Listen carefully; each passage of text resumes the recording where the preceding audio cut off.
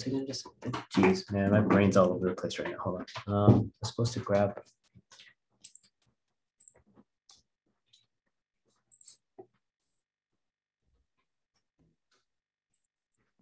We did South Park for the Chinese class, and then the US class is doing Ghost of Tsushima, but with Naruto, like they have to put a Naruto character in Ghost of Tsushima, so they start concepting this week. Yeah. Well, we basically this week it's kind of every class lined up for hands, so I just been doing hands. So character class, we talked about hands, and then they have to start. We had to agree on which character we're going to be putting in Ghost of Tsushima. So they all agreed on Madara, I think that's his name. So I have to do a little bit of research. Um,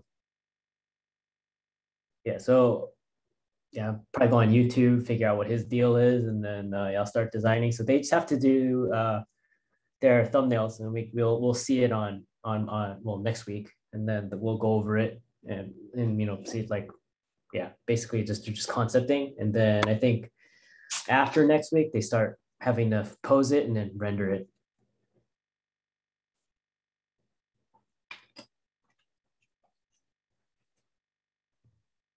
It should be fun. I just like to it makes it a lot more easier if you are if there's like an actual purpose rather than I think I mentioned this before where if you have like 20 students in the class and they all have like their own individual character idea, it's kind of hard to say if it's a good design or not. So it's easier if there's like a standard like okay, well we need to design a character for a Red Dead Redemption or something, and we can look at the concept art that already exists for Red Dead Redemption and the character, and if their character doesn't fit in that world, then well we know right away that's a bad design. So that's kind of the goal.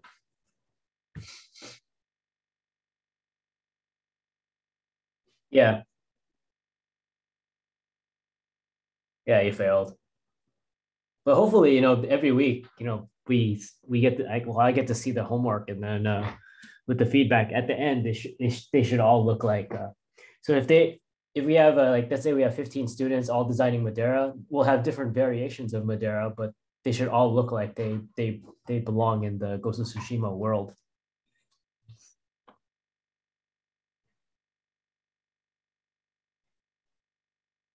Yeah, and then there's limitations in the world. So it's like if you put a character from Naruto in Ghost of Tsushima, they can't have magic. Um, so that's already like okay, well, if a character like Garo, we were just thinking about that, and Garo, we decided probably can't. It'd be really hard to adapt him because he's using like gourds of a gourd that has sand in it and it protects him. So how do we do that and make that believable? I'm sure there's a way of doing it, but um, yeah, just to keep things simple, they all said, oh yeah, Madara is a better character because they originally wanted to do Jiraiya, and then they're like, yeah, that would have been cool too. And then just I think at the last minute, another student said, how about Madara? And everybody voted on Madara. So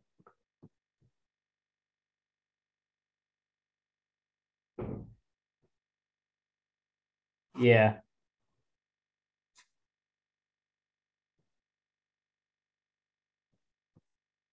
they all have big hair.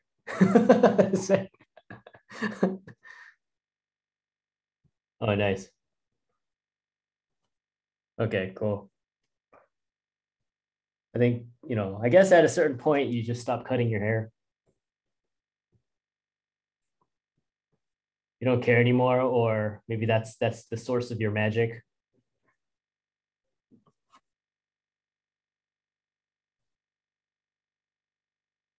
You kill him exactly. I don't know. Like when I was a kid and I saw Super Saiyan 3 for the first time, I just thought, oh, what happens if there's a Super Saiyan 4? Does hair because their hair just gets, I think one and two you can't really see a difference. I don't see it. I feel like their hair just gets a little bit bigger, and then three, it's like it grows down to his feet. And so I thought Super Saiyan 4 was going to be like, I don't know, with like Marge or something from The Simpsons.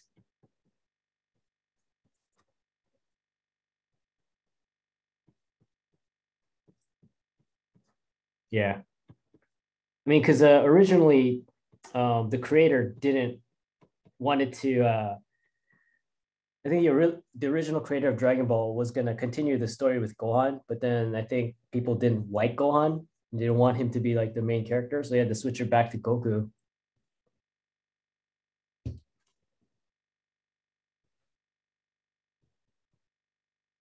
Yeah, yeah, because Gohan now is kind of a side character, kind of a joke character, because he's supposed to be stronger um, than his dad. So I mean that was the whole point of the cell thing.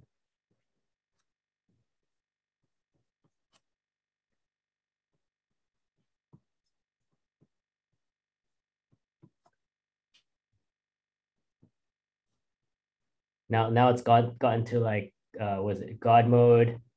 Then there's Super Saiyan Blue, and then there's Ultra Instinct, right?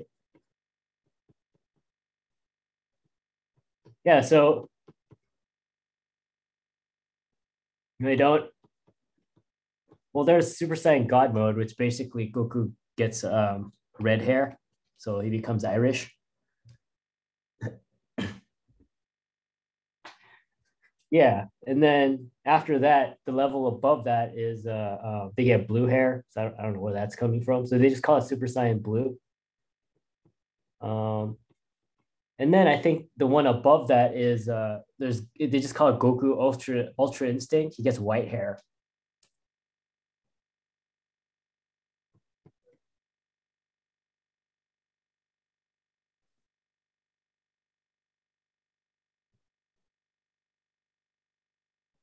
The color blue, yeah.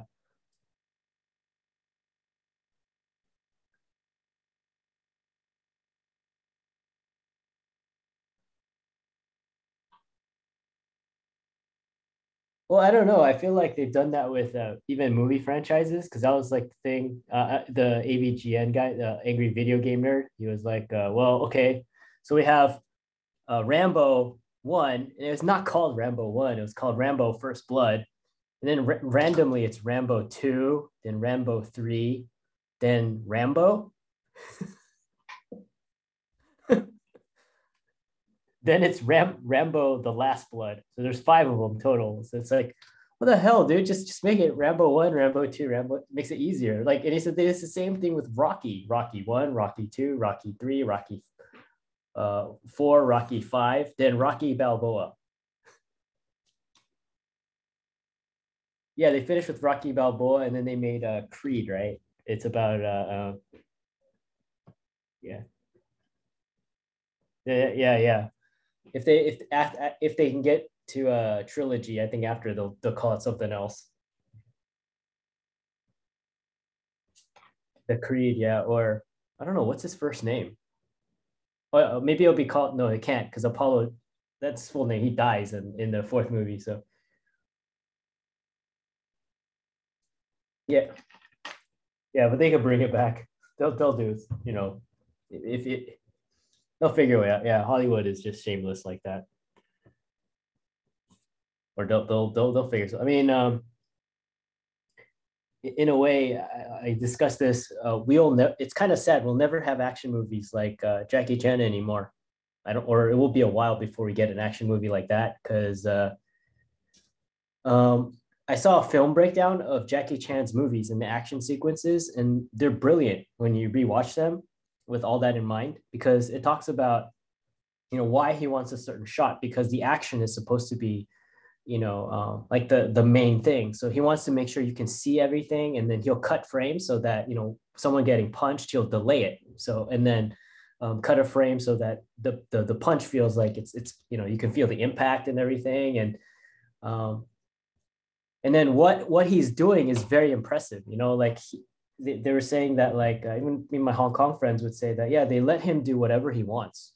So if that one shot of him like flipping through the street and then he has to slide into a car window as it's going, if they need to do it like all day, they'll do it all day, um, until they get it right. And then when he came to Hollywood, he was even complaining about that. So, oh yeah, they just want to finish. So, um, and then like if you compare it to like movies, like action in a lot of movies now, while it looks cool, it's the camera shot that looks cool. When you think about what the guy's actually doing, he's just throwing like a left hook.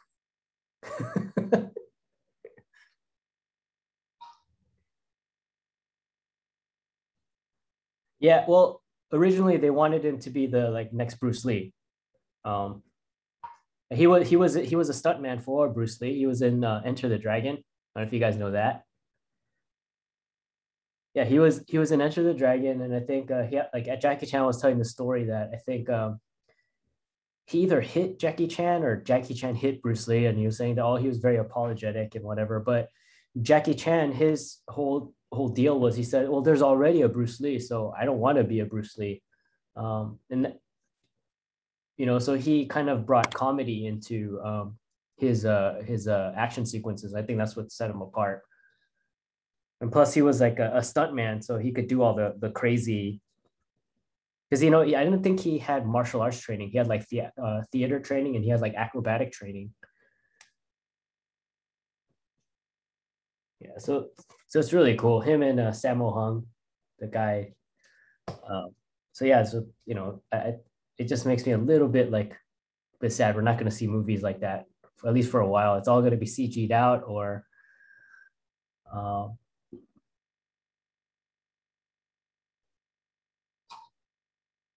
I mean, Thailand was doing that, and you all know Tony Jaa, right? Oh, Tony Jaa was he was it. Well, it's called the Protector. There's always an elephant involved. Like they steal his elephant, and then he wants his elephant back. Basically, it's like a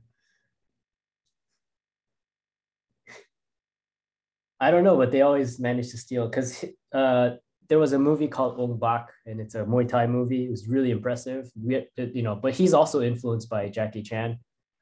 He's much younger, and we thought, wow, this is going to be like the next thing. But then, um, yeah, like he's in a bunch of Chinese movies, and in the Chinese movies, he doesn't do anything crazy anymore. And he was in a few U.S. movies, and he wasn't doing anything too impressive in those movies either. Then Indonesia started doing crazy stuff with like the raid, and then I haven't really seen anything else coming out of there like that. Um, so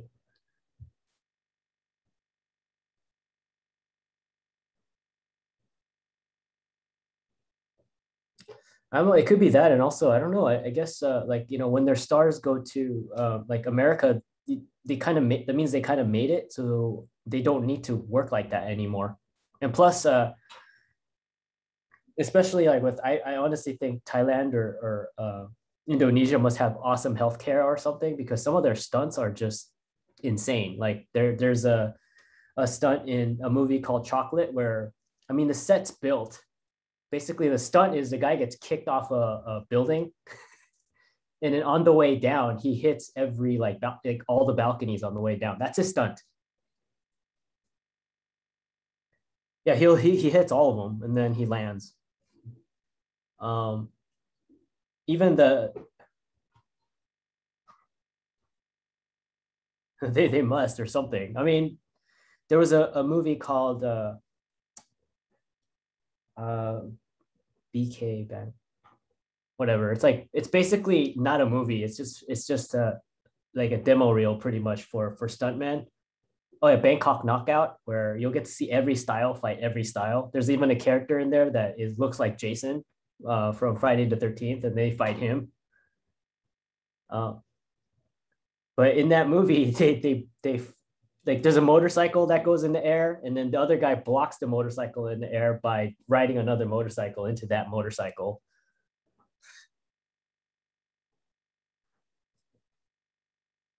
Yeah, yeah, it's called Bangkok Knockout. The action sequences in all these movies are like um I don't know. Hollywood will never have action sequences like that. Even what's it called? If you guys want to see Batman fight Bane for real, what that fight would look like, or if it was choreographed really well, just watch Undisputed 4. Or no, I don't think they call it that. Sorry, it's another franchise that just randomly changed their thing. It goes Undisputed 1, Undisputed 2, Undisputed 3, and then Undisputed 4 is Boyka. It's called Boyka. Boyka. It's the name of one of the characters in the film. Uh, oh, he's not from the raid. His name is Tony Jaa. He's in a movie called Ong Bak and The Protector. Both movies, there's an elephant involved. It's like, dude, you suck at protecting an elephant. At least the first one, I think it's a no, is it? I think the first one is that they steal a baby elephant. No, no, no. The protector, they see, I get confused. They both have elephants in it. And you know, because I know Thai people, the elephant it has a deep ties to their culture.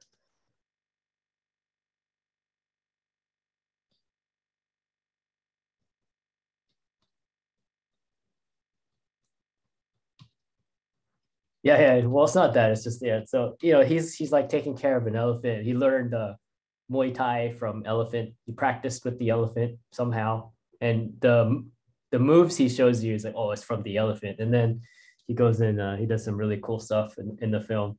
But yeah, it's like if you guys want to watch a really cool action movie that's really like the characters are really cool, is The Raid 2. I don't know if you guys have seen it. I think Star Wars tried to get they have the stuntman or the action those guys in I forget which Star Wars movie, and that was the only reason why I wanted to watch it. And they didn't do anything in the film. Yeah, the raid is awesome. The second one is better choreographed because they got more money after they made the first movie. It's like a video game. Basically, bad guys at the top floor, and they send these special force um, uh, uh, cops, and they just have to go to the top floor. And every floor has all these crazy people, and then they just have to fight them all the way to the top. I mean, you'll get exhausted watching it. They fight that long. Yeah, but the raid two is was cool because they have this one girl who she fights with hammers, and then her brother, you know, he fights with like a baseball bat and a literal baseball, like he uses the baseball, and they're badass. And man, the knife fights and everything is just amazing. What I love about those kind of movies is or their style of movie is, you know, like in Hollywood, they'll knock out the bad guy and then I was like, oh, he's dead, and then they'll just walk off and yeah, that's it. No, not in like Thai or Indonesian type movies. They make sure you're dead. They knock you out, then they'll cut your legs or whatever, then they'll shoot you in the face. Yeah, yeah, they want to make sure you're really dead. That's like the thing that's refreshing. I feel like it's like we're not gonna see them again. Yeah, exactly. Yeah, the main character. Yeah, the main character in well, the both those movies, they'll get exhausted. But man, like some of the fight scenes are so long and they're so brutal. You're just like, oh my god, right? You're not dead yet. So yeah. Anyway, so today we'll go over some homework and then we'll go over hands. Everybody excited about hands? Been there'll be one. So one, two, there'll be four handouts for hands since just been doing it every day pretty much. Yeah.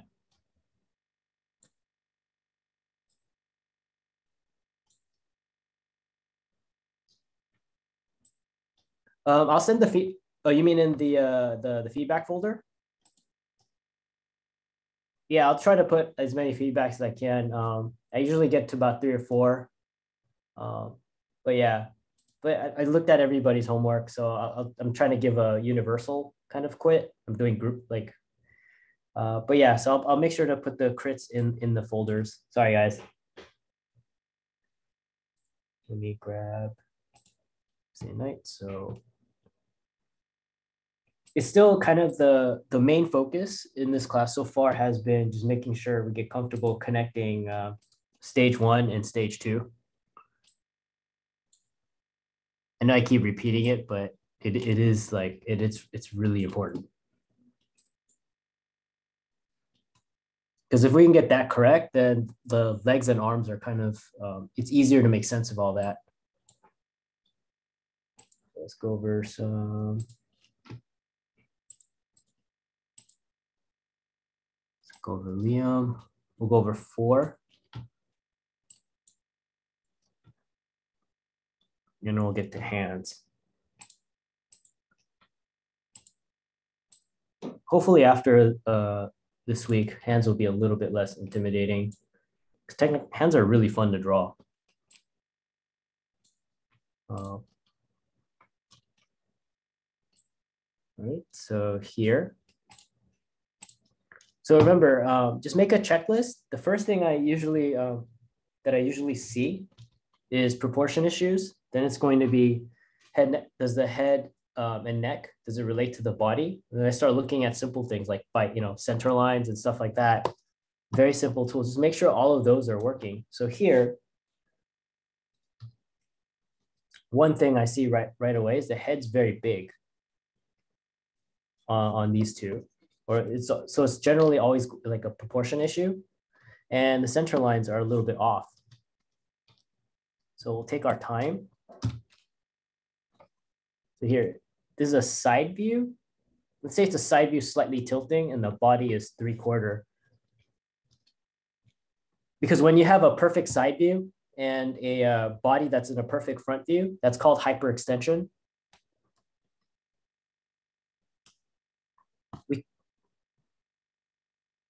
It's neck problems, but you can move your neck about 45 degrees comfortably, and after that, you need to actually use a little bit of force. Like you have to use more energy to do that. And for hyperextension poses, we usually use them for action poses. If someone's getting punched in the face, or in hyperextension poses, people can't hold it very long. That's why if you draw from a live model, you probably won't get hyperextended poses, even if it's like a 2-minute pose, just because it's a strain on your neck, or it's a strain on your body basically.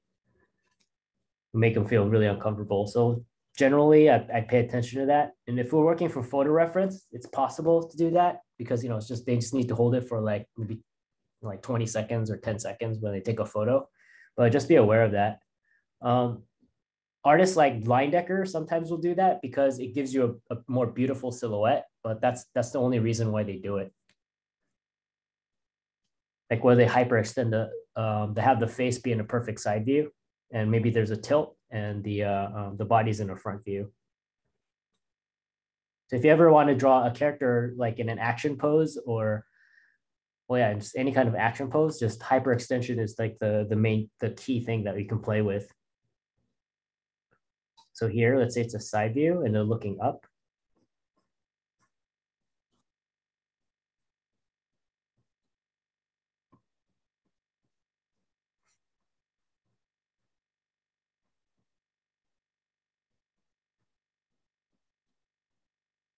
So ball.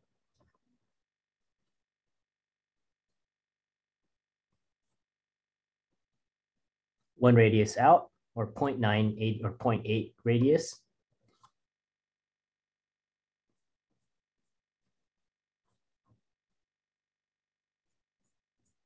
One radius down for the front of the face. And let's add a slight tilt to the head.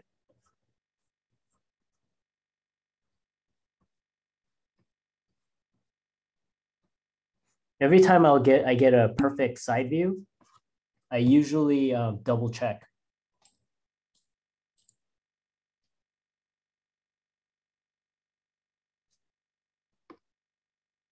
That's cool. It takes time. It's a lot of stuff we're juggling at once. So it's okay if we don't get it like in the first 10, 12 weeks. Because this is all still fairly new.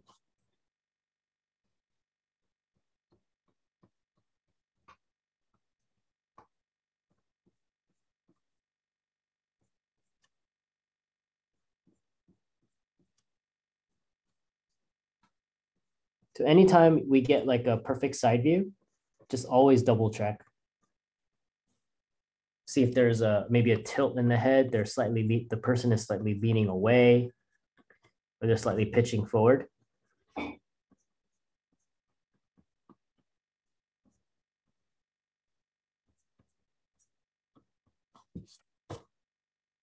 That adds a lot in, especially if we're drawing a character just standing there. Tells a little bit more story than someone who's just standing up straight. And people are generally lazy a little bit. Like, no, if you guys like watch people standing in line, there's a lot of people who aren't standing up straight. They're hunched over, or they'll lean to one side, they'll lean their head. So it's pretty normal. Even animals are inherently, well, they're not lazy, but they'll take the path of least resistance.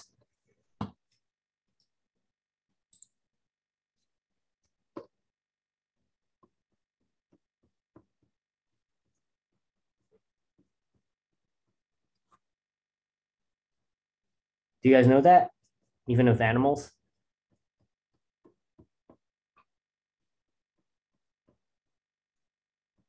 Yeah, like if they're traveling somewhere, they're not gonna go any like somewhere that's like not really, there's not a lot of foot traffic amongst them. You know, they'll go in the route that's the easiest to go. They're not gonna like dodge all these trees and all this stuff to move.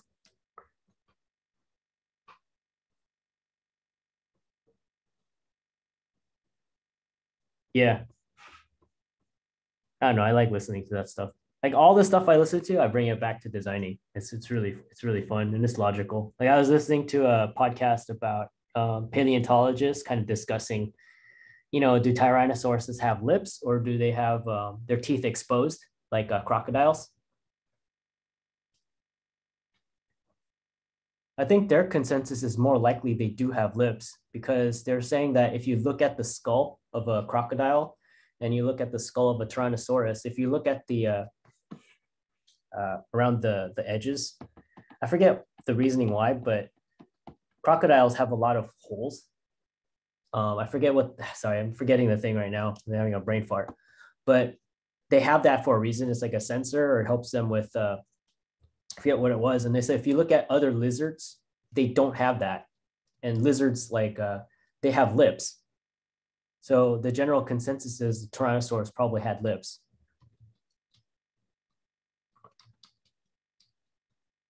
Yeah. I don't know. Maybe it's just because of the stuff I listen to on YouTube. It just kind of leads me to like I'll find like somebody was talking about the dinosaurs. Like a paleontologist was talking about dinosaurs from Jurassic Park, and he was kind of correcting them and saying like what's probably accurate, what isn't, and then I'll figure out his name, and then I'll just look for him. And usually that YouTuber will say, "Oh, this guy has a podcast or something," and then you know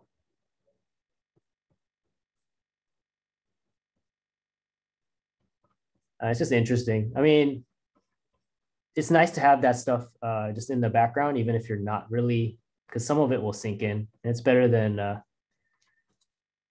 don't know. Music is good too because it helps you calm down. Or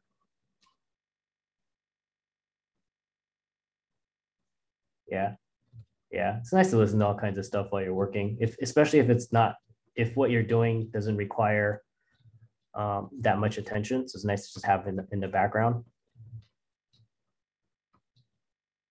like audiobooks and stuff like this. Um, but yeah, so anytime you get a side view, just double check.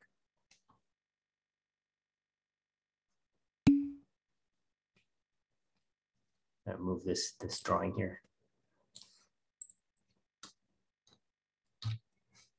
And we can figure out the shoulders. Once we get the average width of the shoulders, then it kind of helps us to figure out how we're going to be drawing our, what's that thing called? Our bow tie shape. Then I drew the neck a little bit long. Yep, it's long. Just take your time.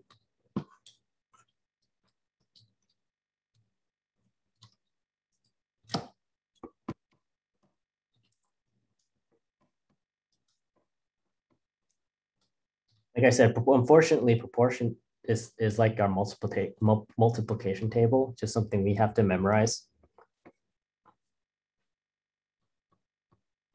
And it has to get intuitive. Like I kind of changed the 2 times 2 equals 4 thing. It's more like when you see 2 times 2 and someone does this, you know it's wrong. Like right away, you go, oh, that's not right. And then you go, it should be 4. Then you fix it. That's usually how it really works with proportion, because you'll figure out after you draw.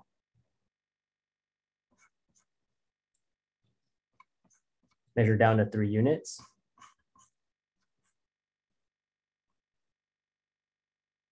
One, two, three. Mark off the bottom of the pelvis. There's going to be a slight twist. Fall.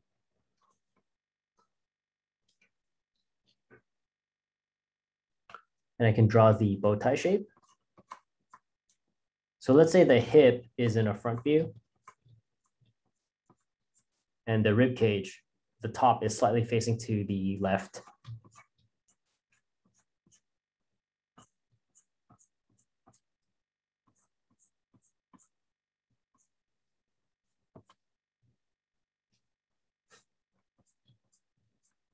I can move my center line over a little bit. Have the center line in a front view.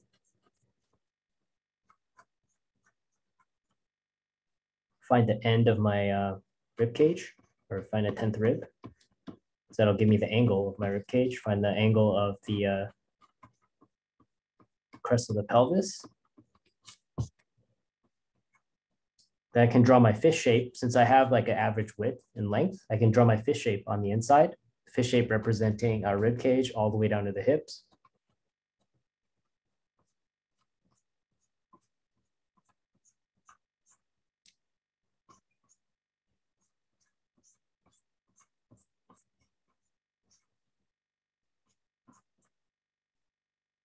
Find the end of my sternum, which is going to be just about 1 circle. Find a half on the hip from the crest of the pelvis to the bottom of the hip. Gain my crotch.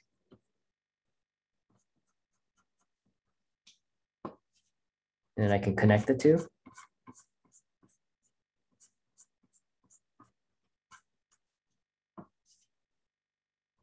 And I can start refining my bow tie shape.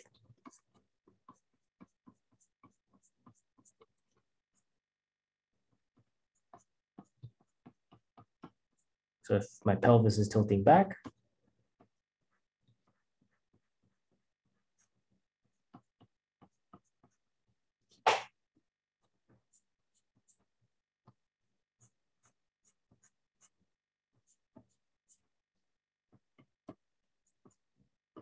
then I can draw my thong shape.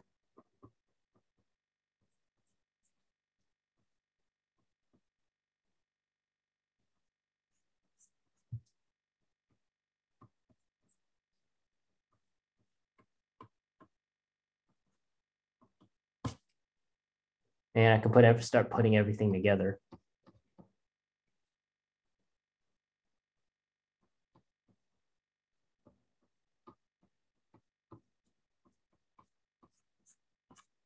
Does that make sense?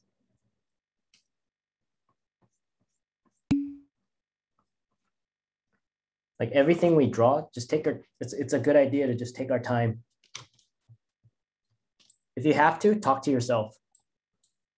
Like verbally kind of say everything you're thinking and you're kind of going through. It does help.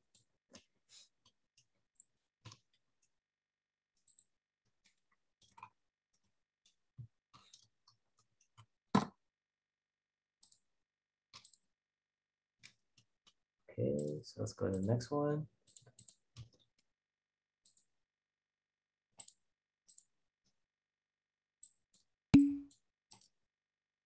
No problem. Just remember, just take your time. It's like a checklist.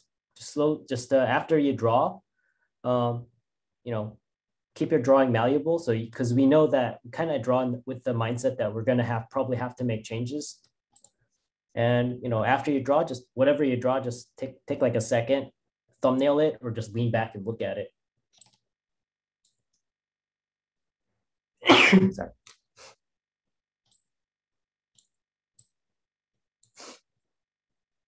Okay, so similar issue here.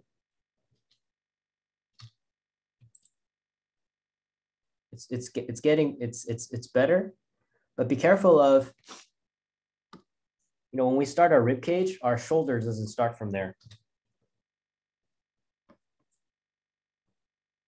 So if we have our rib cage shape or our neck,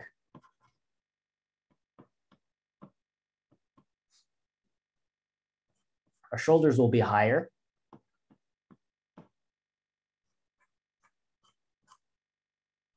than the rib cage. And it's not going to start from the rib cage.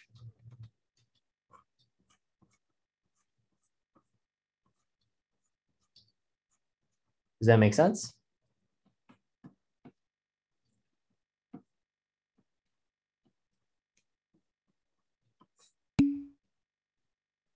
Because here we're going to have our collarbone.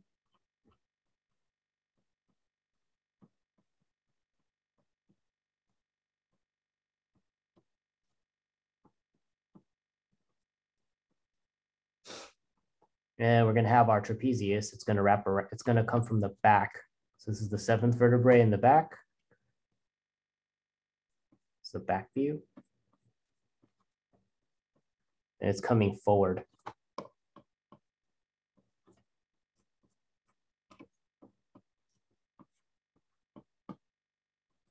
This is behind.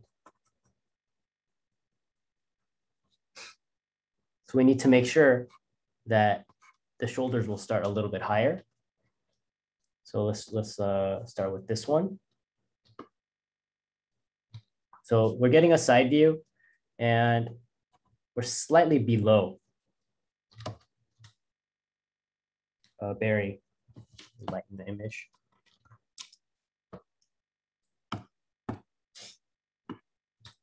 So we'll start with the side of the head, or side view for the head, and tilting the head, and tilt the head slightly away from us. Draw our circle.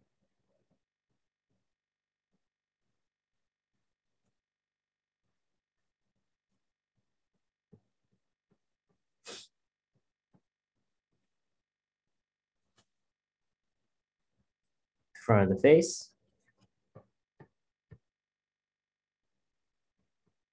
About here.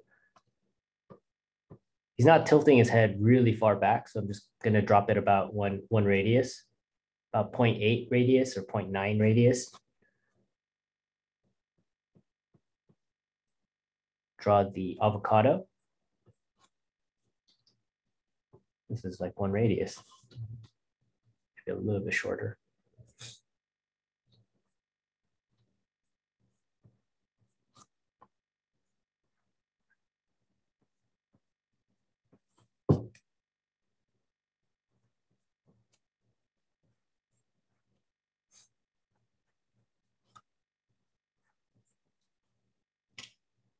Top of the head, bottom of the chin. Let's cut that in half. Said the head is slightly tilting, so we can use an ellipse. So ear is a little bit higher.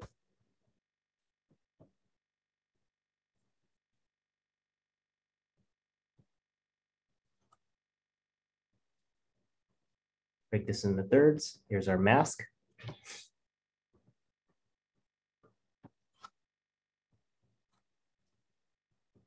Tilt the bottom of the chin.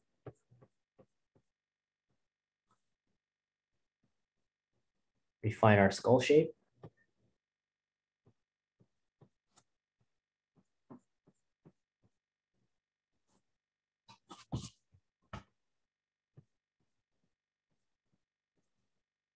So the rib cage is in pretty much a 3/4 view. Let's drop 1 circle down, gives us the pit of the neck. somewhere here. Find the center of the neck.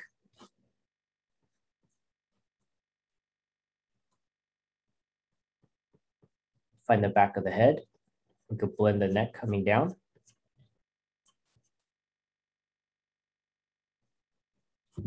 Find the other side of the neck, somewhere here.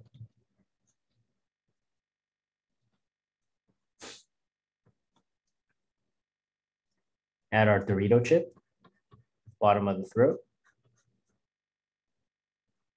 I'm getting a tangency, so I'm just gonna have the bottom of the throat cut across. We can finish this off.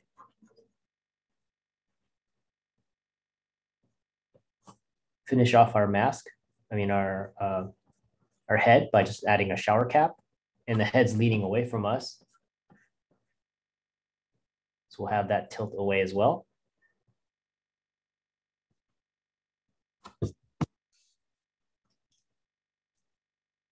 Seems like the left side of the shoulder is a little bit higher than the right side.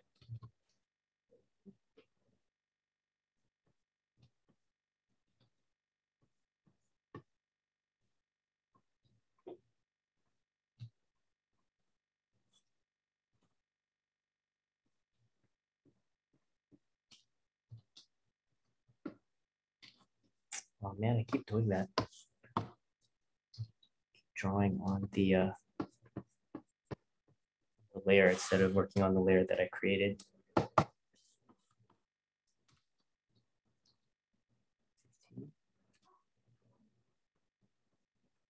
Draw the shoulder.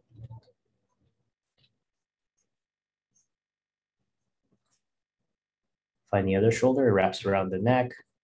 There it is on the other side.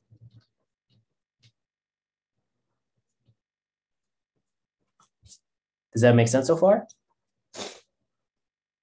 And then we can draw the center line.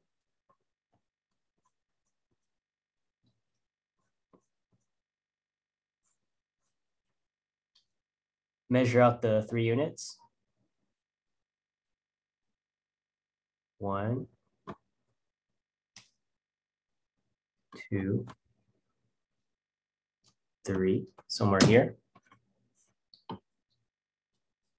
It looks like the hips are kind of even.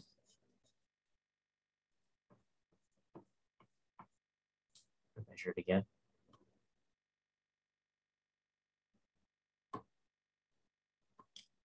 That's about right. We can go ahead and draw our bow tie shape.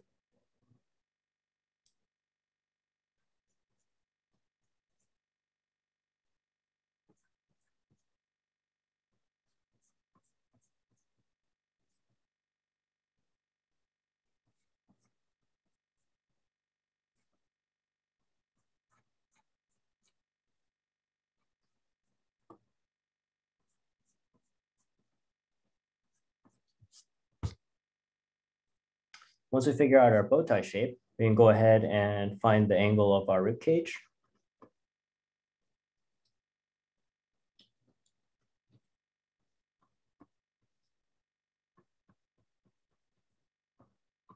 Angle of the hip.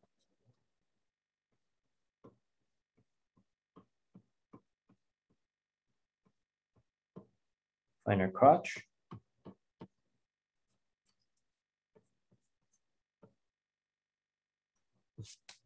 We can start going ahead and drawing our fish shape.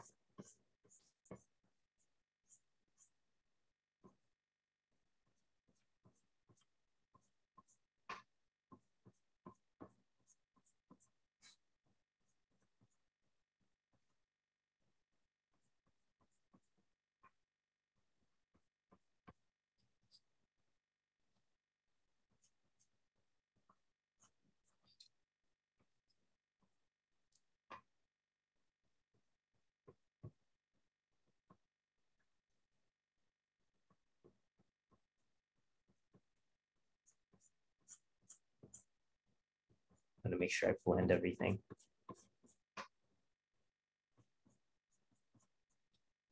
We can add our thong.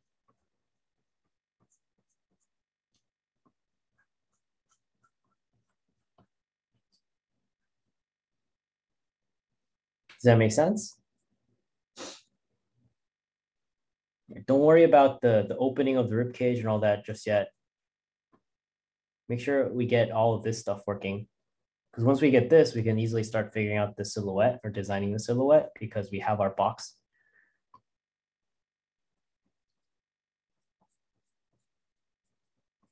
And we know where we can make our, like our bumps or whatever. If there's we're getting the flesh grabbing the side of this box or this egg, and then it bumps out. We can maybe even just start using little ovals to help us build shapes. A side view, it's basically this. Here's the neck. Find the pit of the neck, wherever the jaw is. We cut that in half with the pit of the neck. That'll give us the seventh vertebrae. Find the gesture of the body. And here's our fish shape.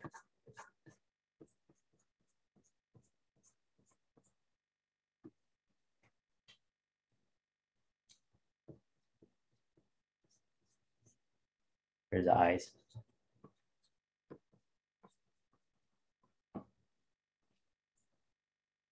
Does that help? Let's get the shiny glazed look of their eyes.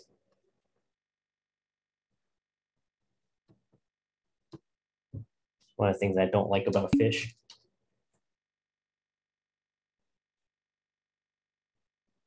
Oh yeah, you still draw the bow tie.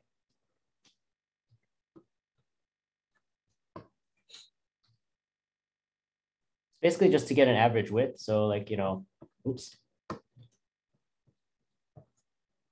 There's my bow tie, just a little bit more. It's a little bit more thinner than you would have in a front view.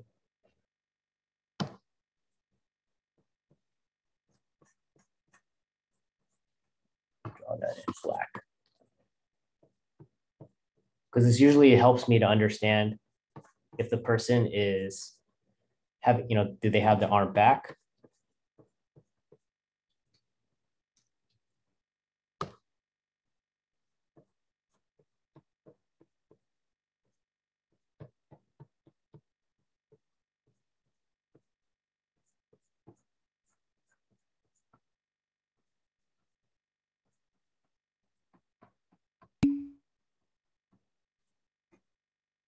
Yeah, or do they have their arm forward?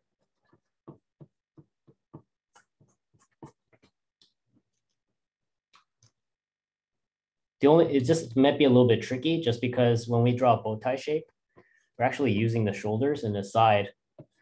The shoulders can be out this way, or it can just be facing us like this. If the arms are just kind of neutral.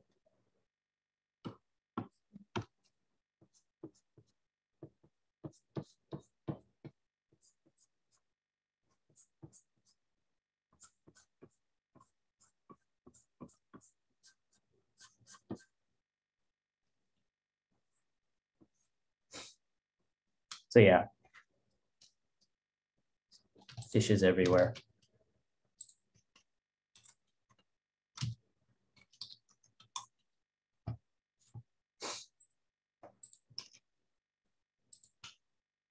Okay.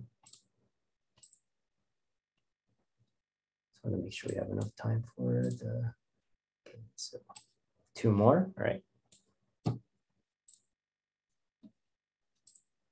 So here, before we move on to features and stuff like that, just make sure the body and everything reads. And we don't want to give it a definite head shape and have a shape so that we know how the neck is going to fit into the head. It's just a good habit to start cultivating. Because there's so many artworks that I see where it has a nice head and then the neck and the going into the body is questionable or it doesn't look as nice.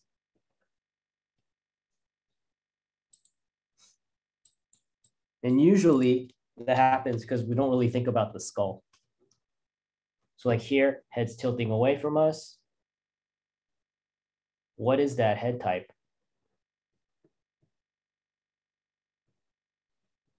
And what's the skull? Actually, let's just start with a circle. Way easier. Extend.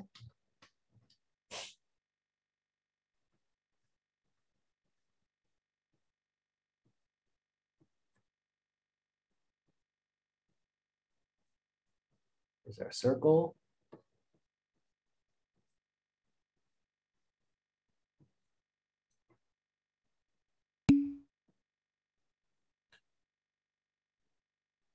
Just take your time. Unfortunately, that's how we learn. We have to make a lot of mistakes. That's why I think a lot of people don't like doing longer poses or longer studies, because it calls you out every time. Every time you make a mistake, it lets you know right away. Say, oh, we're really struggling with the rendering. Oh, it's because we didn't lay in the arms, we didn't lay in the hands, we didn't do this, we didn't do that. It just amplifies everything.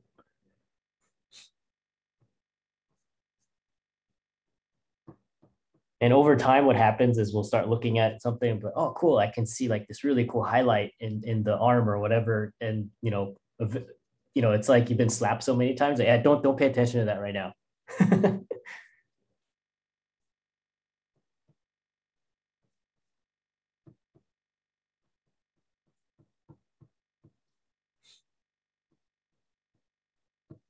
Some of my painting teachers, they knew everything I was gonna mess up on within the first 5 minutes of my drawing. They'll look at it and like, okay, I know what you're gonna mess up on.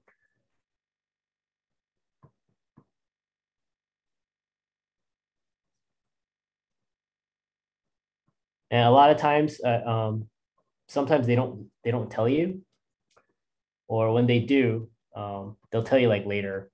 It's like, yeah, you didn't set this up, so I knew that you're gonna have issues later down the road when it came down to painting the eyes.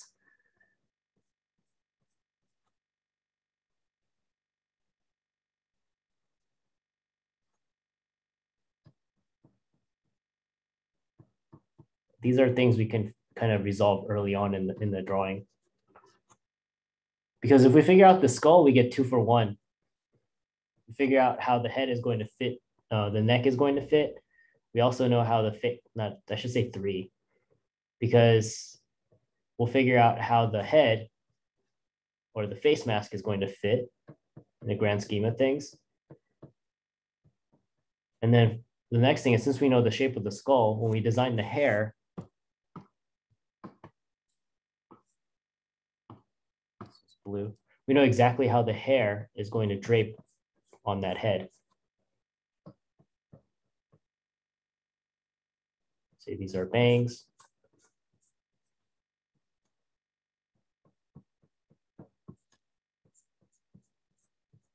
Here on this side, so we have bangs on the other side. It's going to wrap across.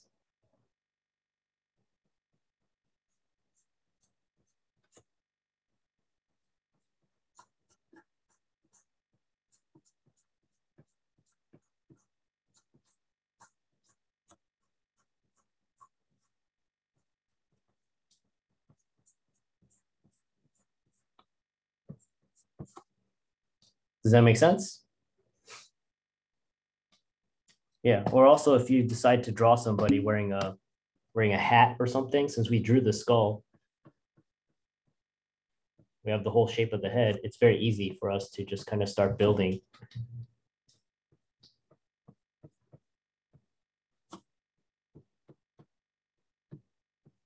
Our hat shapes. So this person is wearing their hat backwards. It's at this angle.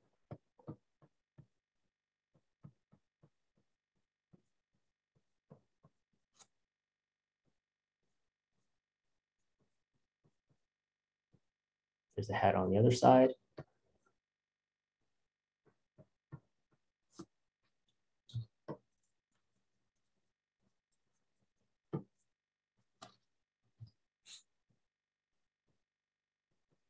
Since we worked out the mask shape, figure out the hair shape or the inside hair shape, like the hairline. We can design the hairline to describe the head.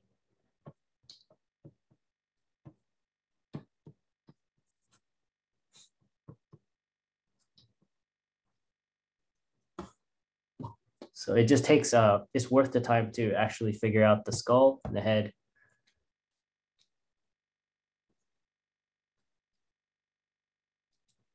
Because then from here, we can easily figure out the shoulders.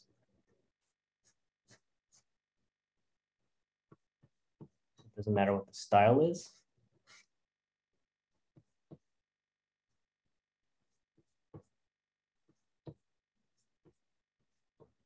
We figure out that center line.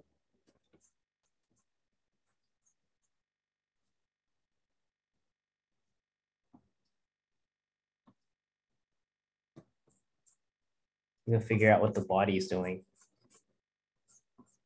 So it's like a domino effect.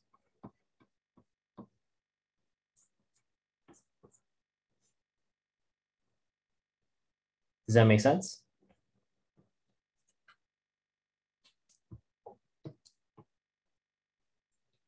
So just take your time and try to resolve an area. Resolve an area enough before you move on. Because even this head, if you're trying to give me this information, the top and the bottom, they're not helping. So we need this kind of the same information or consistency. So we know that this is a 3/4 head looking up. If we draw, it's like, and if we do this,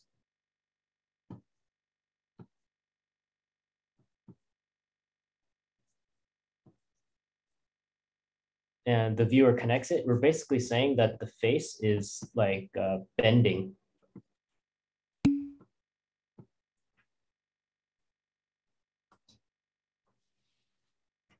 Don't focus on style, like copying a style. Style is when you're like, when you guys, when we first start learning how to, write, we don't really learn a style, right? We just learn like the basics of, how to write a sentence, how to use our punctuations. Those are just tools. Once we get proficient at that, we can look at someone's writing and kind of break down their style. Does that make sense? And then we can start to figure out their logic for why they draw it like that. It could just be, some artists, they like, the more you learn, you'll find out that some artists don't know some of this stuff. That's why they just draw it like that. And then that's why they have like moments of brilliance and most of, there's moments where this drawing just doesn't work. It could be that, or they choose to do it like that. And it's just a style language that they have, or a shape language that they have, not a style language. And then it's up to you to decide, do you want to adapt this or not?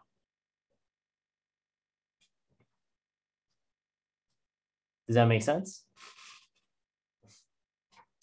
So today we're going to go over some hands and, like the other, well, I'm sure you saw in the demo, we're going to draw they're going to draw hands this like from the same reference, but we're going to do them in different styles just to show you that it's all about gesture, shape, and proportion first.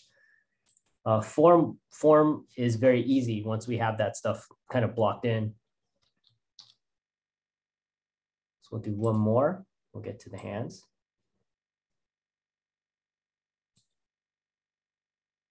So similar thing here. Stay in the lane as long as possible before moving on. Like there's proportion issues, and if the head, like we're getting center lines that are off, the eye lines that are off.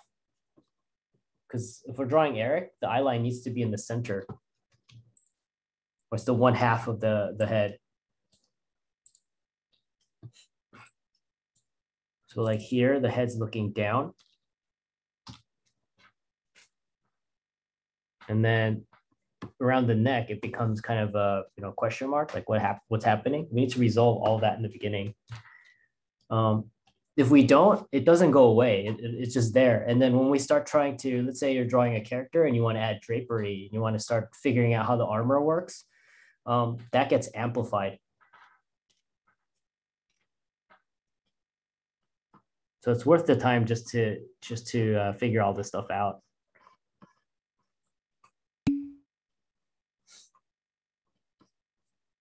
Like I have a student I'm doing one-on-one with, and one of her issues is she just copies other artists instead of figuring out who the art, like by that I mean, like if I ask, like she wants to design a medieval character, instead of researching medieval stuff, like armor, she'll look at like Dark Souls interpretation of medieval armor, and then she'll kind of work from that. And I don't think that's the smartest way to work, because the Dark Souls guys, they're good at drawing armor because they looked at the real thing, and they can, because they looked at the real thing, or they're looking at reference, they can figure out what parts, like what the parts of the armor, and they know how to design it because they know why the parts are there. For example, she was trying to design a gauntlet, and I had to ask her, like, what are these, like on her character, what are all those segments for? Like she wasn't really thinking about, she just did it because um, there was a Dark Souls image that she looked at, and then she's doing her interpretation of that image. Does that make sense?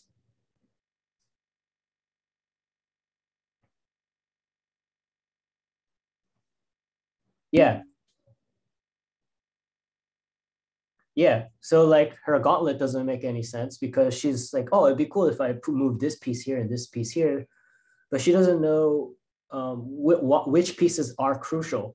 Like when you look at the Dark Souls one, all those pieces make sense because it's a gauntlet, and the character needs to grab stuff, and so the segments are appropriately, they're sectioned so that the hand can actually, the segments bend with the hand, and that you can learn from just looking at a medieval gauntlet.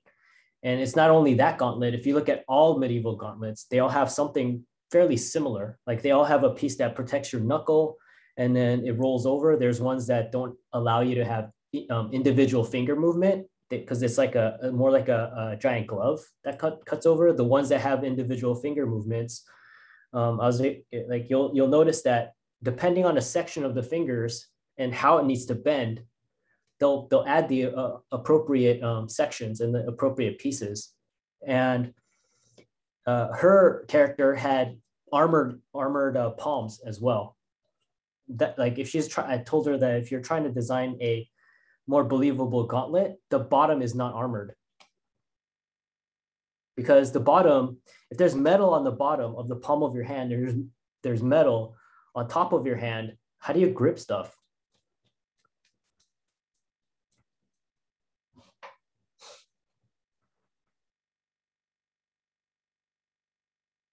Yeah, so I was telling her, just like we need to like work all this stuff out in the beginning. Just so the simple thing was, I just told her to go look at gloves and look at gauntlets, because they all follow this the same logic. And even if we look at hands themselves, the way they're built, it's soft on the bottom because it has to be, because we need padding. If we fall down, we don't generally use our knuckles and stop our fall, right? I hope you don't. Like if you fall, we usually use our palms, and because we have fat there, and it's softer, and it acts as cushioning. When we get up and we need to push off of something, we generally don't push with our knuckles. Um, and our palm is a little bit more malleable, because why? We need to grab stuff, and then our fingers, and we need fat and skin there to help wrap around it so we can actually hold it. So when we look at gauntlets, usually the bottom, they have a different kind of material. Maybe it's like soft leather or something. I mean, it's still strong where, maybe a knife can't pierce it, but they use a more pliable material.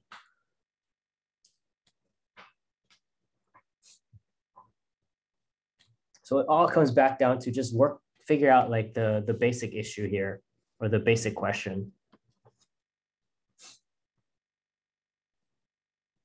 Because I used to wonder about that. What if, I want to design something cool, but I usually found out that when it's just cool, it's very shallow. There's really nothing more after that, and you get over it very fast.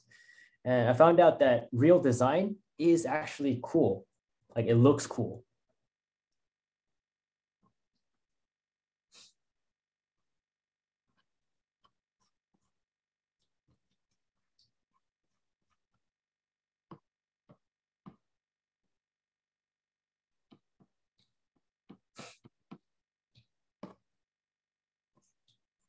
I don't know. I find this stuff fascinating.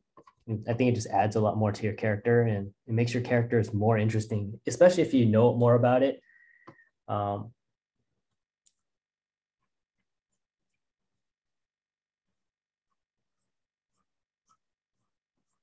yeah,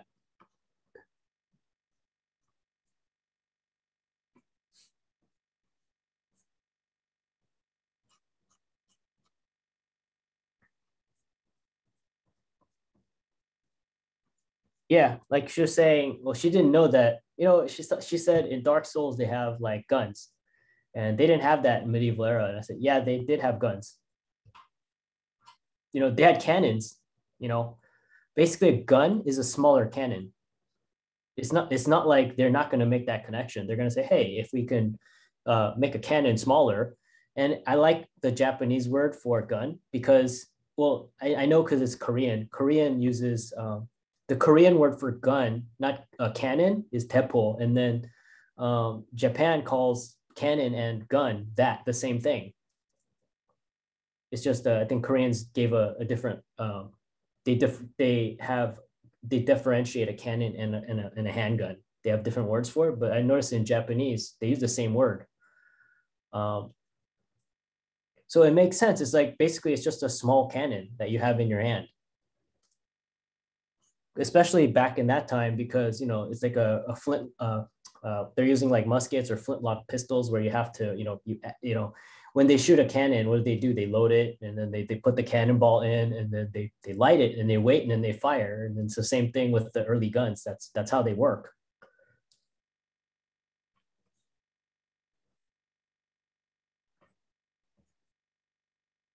Yeah. There's a really fascinating special on the History Channel when they used to do actual history stuff instead of like mermaids and um, megalodon and all alien stuff. But they were talking about the Civil War and the different kind of cannonballs that they would make. Yeah, because they're saying that they had a cannon, the regular cannonball that's just like a rock, just a solid piece. That would just it's like a bowling ball. It would just come down and whatever part it would hit, it would like knock people's legs off and stuff like that. But then they also said they had cannonballs that would blow up or explode and shrapnel and pieces and stuff would come out and just shred people up.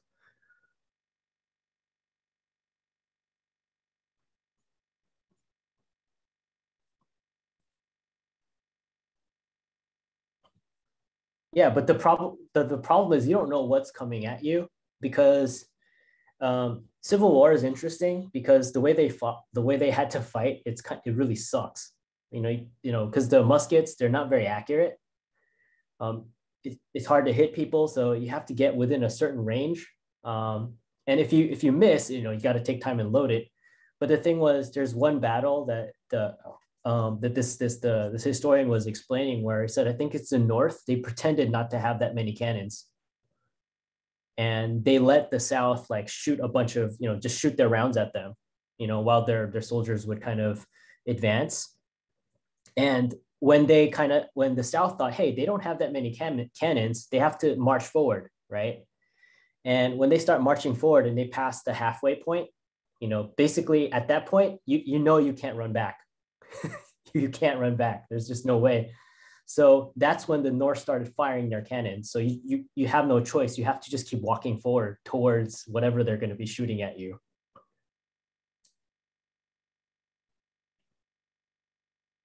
Yeah, it's interesting. Like I said, I know it's sometimes get off topic, but this stuff is just like wow. You know.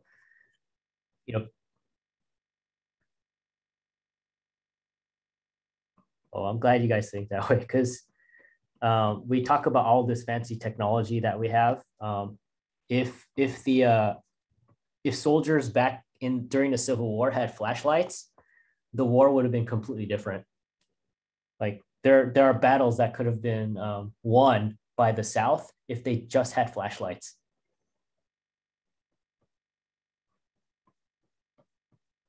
I think they found they were looking for like a weapons depository and they were like right in front of it, but since it's dark, they can't see it. So I guess it's not here. And they just turn around back.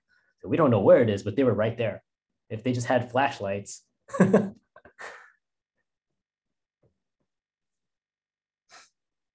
So get the character or the head looking down. Find our mask shape.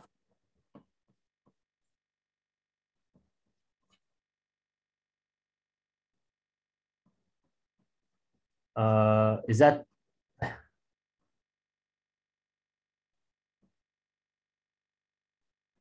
no?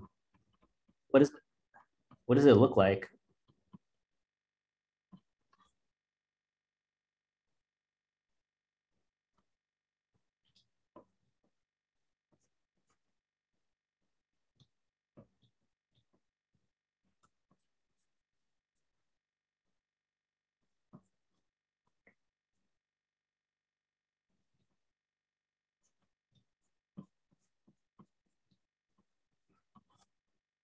Qatar. Katar.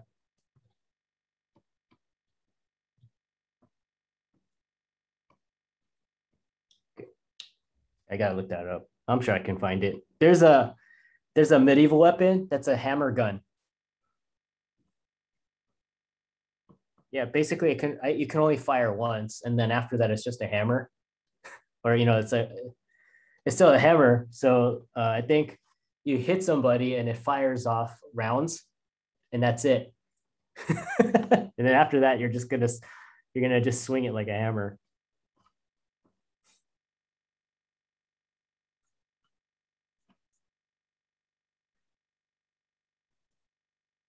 Well, yeah, they're trying to especially medieval the weapons, because a lot of the swords and everything they can't slice through the armor. So they have several options. One is they can pierce the armor, so they design knives to be more of a piercing blade instead of a slicing blade. And they have weapons that are just big and heavy because they can cause blunt force trauma versus like if they hit you in the body they can't cut through it, but it's like you've been in a car accident. So yeah, so it's I don't know. I'm glad I don't live at that time. Especially, yeah, yeah, I've seen those. Yeah, and you guys all know why some swords are shaped like this.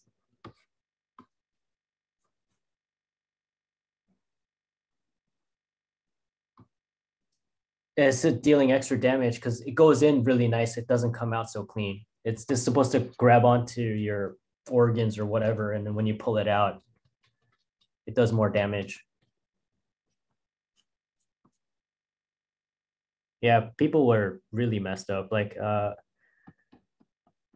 they found out like Roman whistling bullets. No, I've never heard of that. Is it a bullet that whistles? I mean, like the name is just it cut. So it's coming at you. I mean, it would suck to know that it's coming at you and you just have no idea. Oh, nice.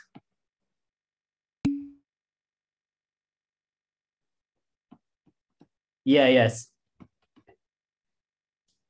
Yeah, sound I forget. There's a YouTube channel where a guy plays the sound of it. It sounds horrifying. I guess.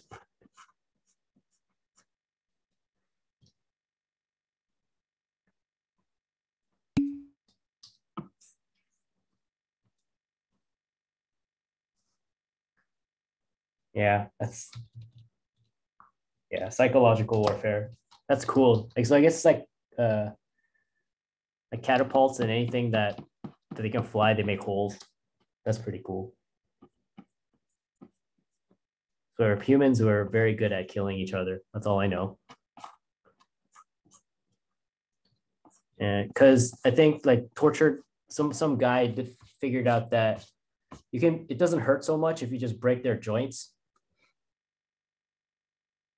Like he somehow figured this out, and then he realized that um, if you break somebody between the joints, it hurts more. So like instead of breaking your kneecap, they'll break the midsection of your femur, and then they'll pull you.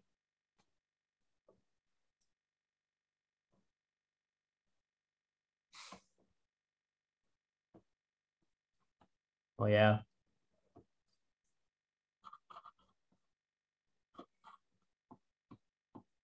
You know, well then there's the guy. You guys know about like the brazen bull, right? Basically they make this bronze bull and it's hollow, and they put criminals or people whoever they want to execute, right? They put you inside this bull and they start boiling the bull. They light the bull on fire. They put a fire under its belly, so you get cooked alive. And while you get cooked alive, you'll start to scream. And they have supposedly they have piping or something inside the bull, so it sounds like the bull's alive as you scream.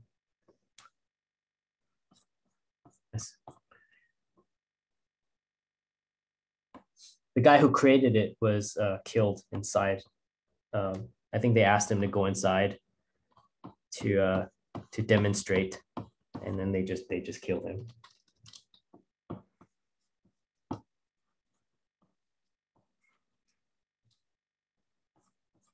Yeah, I don't know if he was the first one, but yeah, he died by his own creation, which is messed up. And then I think the king that ordered that to happen to him also was killed inside the brazen bull as well. Yeah, yeah,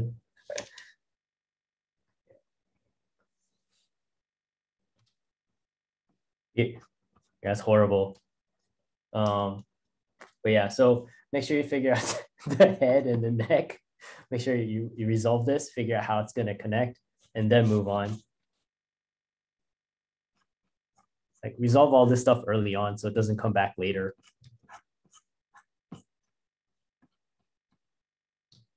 Like every drawing issue that you will ever face or design issue, it'll probably be something like we could have resolved early on. It's usually something really simple that we just kind of looked over.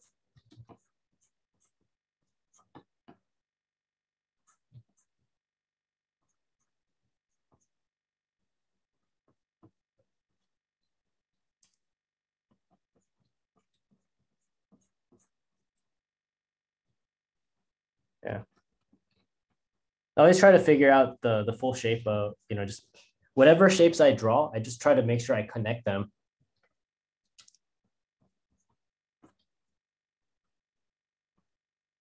But yeah, like I think every drawing issue can be resolved like early on. It's just it's like something we overlook, or it's something we just go, I'll get it later, or it's usually that comes back later with a vengeance and bites you in the butt. It's like, oh, I want to hurry up and render, so I want, I could figure this out later. And then when it comes time to get to that part, it's like it hasn't been resolved, and we've been working on the image for I don't know a really long time. So now we don't want to change it.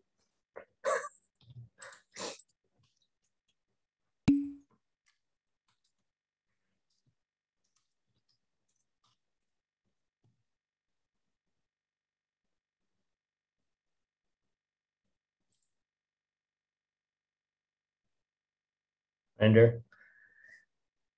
Yeah, it's not. It really isn't. At that point, you'd probably have to just start over. If you're having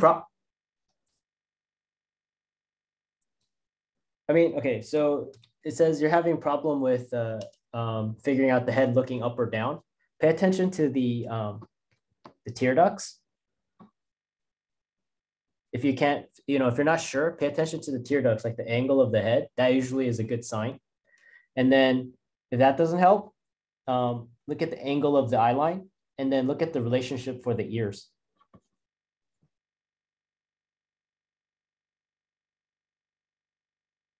And if you really can't figure it out, the other way is do what the model you see is doing. Just do it. Just move your head the same way.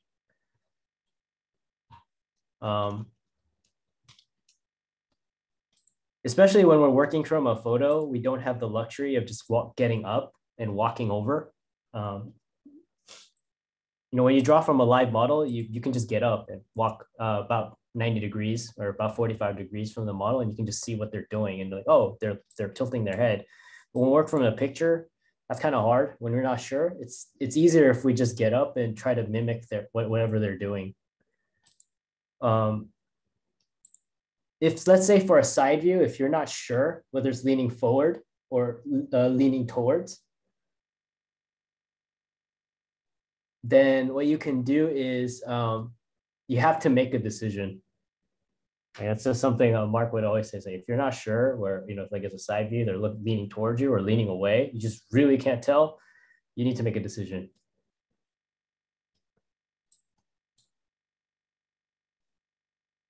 Does that make sense? So you guys need a 5-minute break before we get into hands? Cool.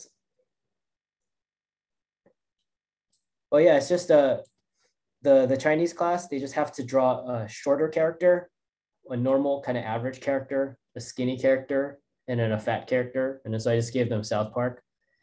And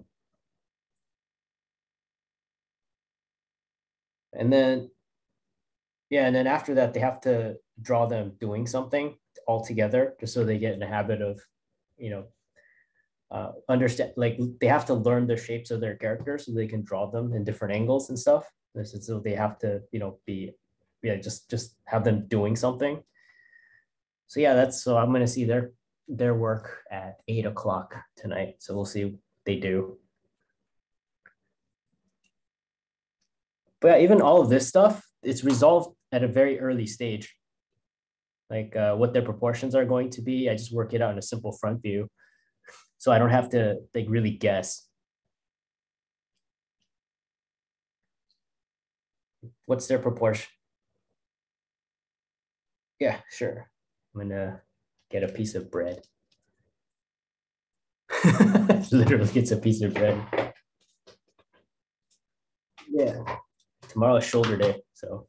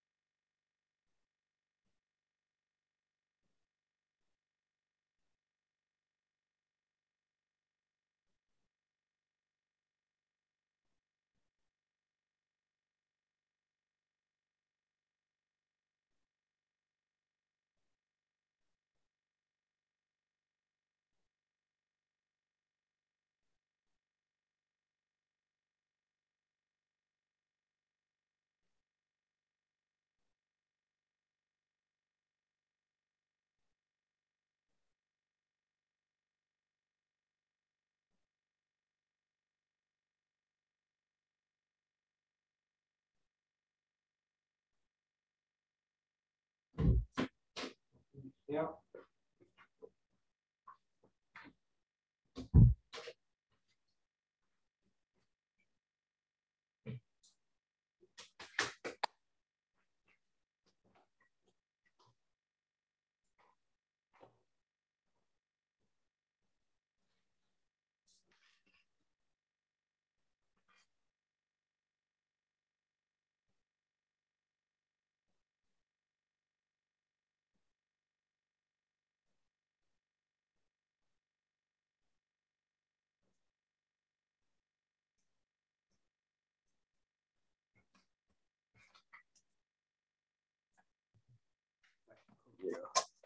All right.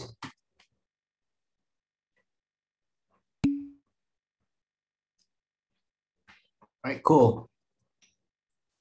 Yeah, I went outside. Like my fiance made some air fryer French fries, so I had a few of those, and I had a slice of bread.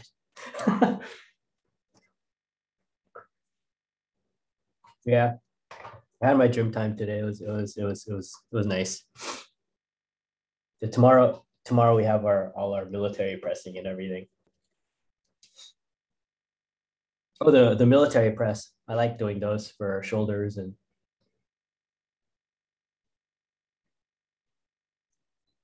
no. I was supposed to join the military. Art Center kind of saved my life. I think because when I was in high school, I'm sure. Do you guys have that as well, where people from the military will come and then they'll talk to you? It's like, oh, I know if you join the military, and you know they try to sweet. Yeah, yeah, that sort of thing. But for me, it wasn't that. It was just, I'm how old are you when you're like a senior, like 17, whatever? They're telling you like 16 or 17, and they're telling me, hey, every Marine gets to fire a rocket launcher. I'm like, really? I want to fire a rocket. I want to go and I want to shoot a rocket launcher. I just figured I'll go. I don't want to go to like a university other than like art center.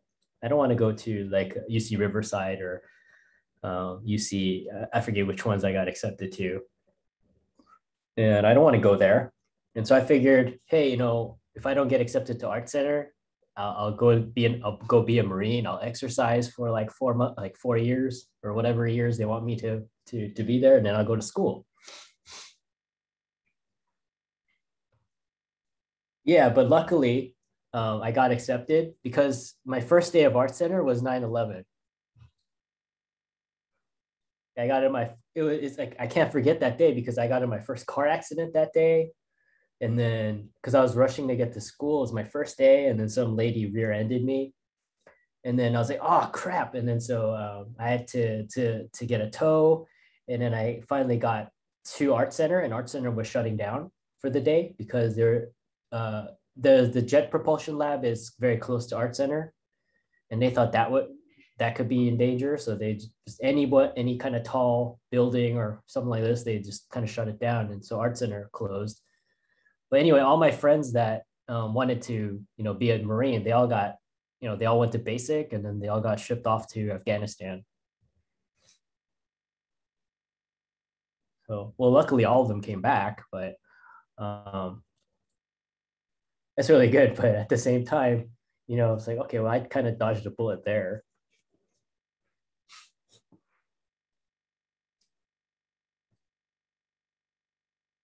Some of them, some of them I lost contact with, but the ones I still talk to, we don't talk about it.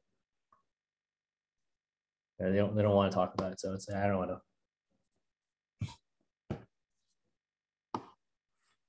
But they like one of them that became a cop. He has like the best stories though. Not just about he's retired now as a police officer. He just said he just couldn't handle it anymore. But he has like the best stories. He said he used to make a lot of money because my friend doesn't like to drink.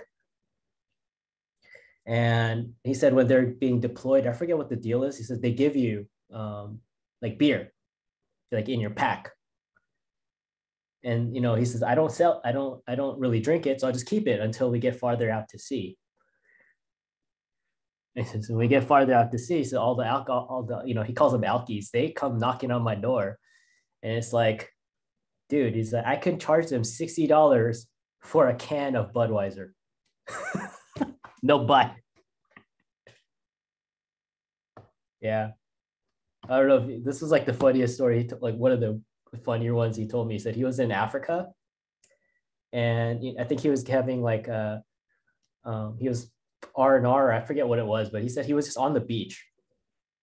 And this is really nice, and like I don't know, this was like very touristy kind of area. He's lying on the beach and kind of enjoying himself. And he said this lady walks up with a baby, and she just says that like, take care of your baby, take care of your baby. She's like making this big scene in front of him. And he's like, he doesn't know, he's never seen this lady before. And eventually he found out she just wants 20 bucks. He's like, give me 20 bucks to take care of the baby. So a friend's like, all right. I mean, he's embarrassed, he just wants her to go away. So he gave her $20. And he says, she walks like a few yards from me and sees another Marine and she goes to him. It's like, take care of your baby. Take care of your baby. She starts playing the same thing on that dude. So.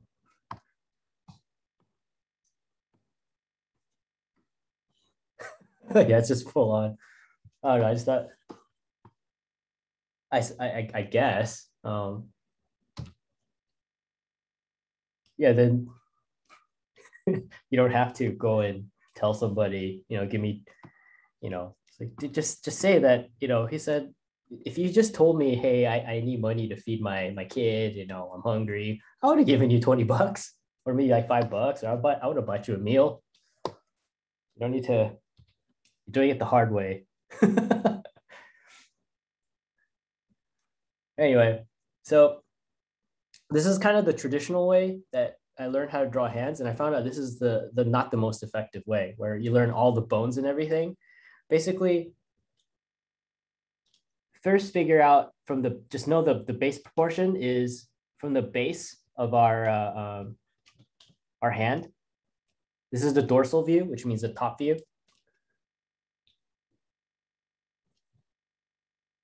to the knuckle. If we extend that 1 unit, that's our middle finger. So it's about 1/2. If you want to figure out the length of the hand in general, or the palm, is take the, like, let's look at this hand here. From the elbow, break the arm into thirds. And from the wrist, just bring it out another third. That'll give us our middle knuckle. And then if you want the middle finger, just bring it out another unit. That's a good kind of rough measurement, or a good place to start. Does that make sense? Yeah. If you want to find the angle of your, or the length of your thumb, it's basically, we take the angle from the base of our hand to our middle knuckle and we cut it in half. And usually there's a nice little arc that gives us the first section of our thumb, or the end of our thumb. And then we just take that measurement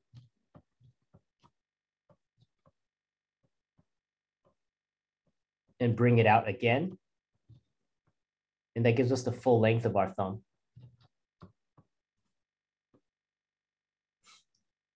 If you want to know roughly where the thumb ends up, there's a nice rhythm that comes from the index finger, the first segment of the index finger. That also gives us the end of the thumb. If you want to break up the hand even more, to get the third section, is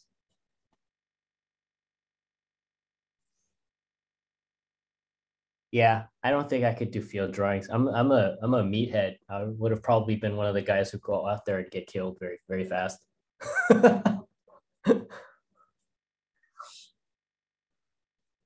like, we gotta break down the door. There's a bomb behind it, but we gotta break down the door. just go in there.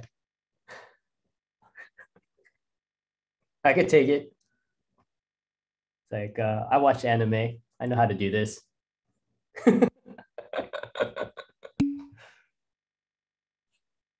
Yeah, I know FBI open up. I'll parkour up the building and I'll get the door open. That's not, we can't do that here. I played Assassin's Creed. I can do this.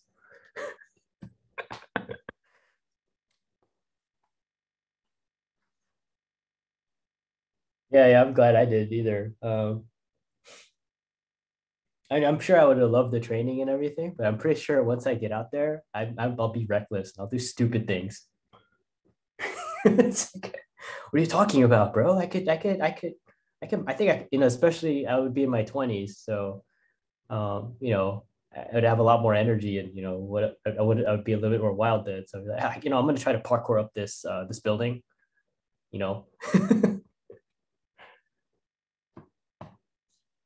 So yeah, it's a good thing I didn't go.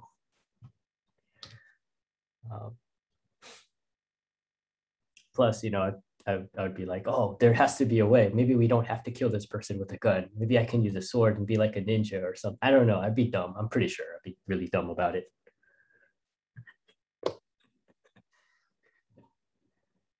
Well, there was a guy during World War II who didn't use a gun. He used a bow and arrow.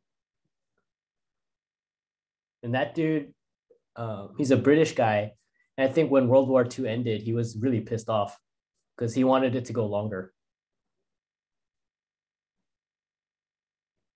Yeah. So that guy is hardcore. I mean, can you imagine like, you're shooting a gun, some dude's charging at you with like bow and arrows and a sword.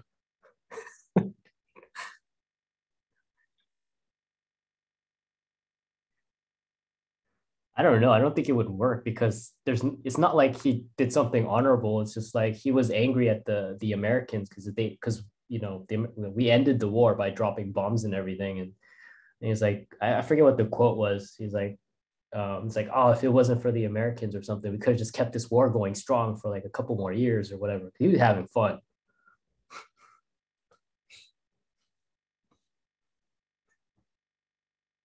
Movie,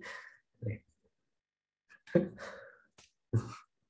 very heroic events, because we have that one American medic who refused to use guns and he was like saving people. This dude was just like, I don't want to use a gun because he's like the opposite. Why would you use a gun? It's so easy. These arrows, it's cool. I don't know why, but I just thought it was insane. But anyway, to when you guys figure out the third section, just take the measure whatever the measurement of the middle finger is, we cut that in half. And we cut that in half again. And then we can cut it in half again to give us the separation for our nail in our third section, our third digit. Does that make sense? Everything's just half. And we have this nice arc. When we draw our hands, what makes hands like look really awkward is because there's no gesture amongst all the fingers. So what we do is instead of drawing all the fingers, we kind of draw that glove or kind of a mitten shape. And it helps to pay attention to the pretend that all the knuckles have a rubber band wrapped around them. So the gesture we look for is a relationship between all the bands or that rubber band.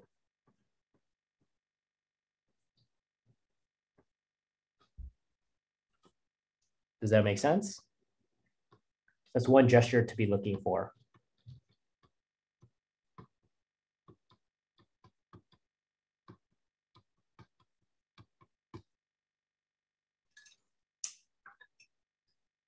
Now, the only muscles that we actually need to know or we should pay attention to is because we can actually see them is we have this Dorito chip shaped muscle along the side of our hand.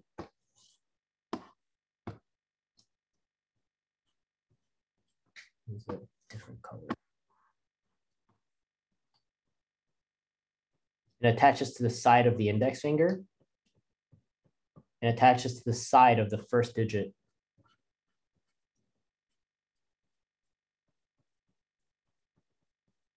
And this one, if you look at my hand here, when I press against it, you can see that little bulge right there. That's that muscle. And you can usually see it when, if you have your hand flat on something and there's pressure, that's like one of the muscles you can quickly see. Or, when someone's doing stuff like this, or they're holding a gun, that's one of the muscles that usually gets flexed. You can see it. It's good to know because it also helps us with the thickness and it helps us to get the overall shape of the hand.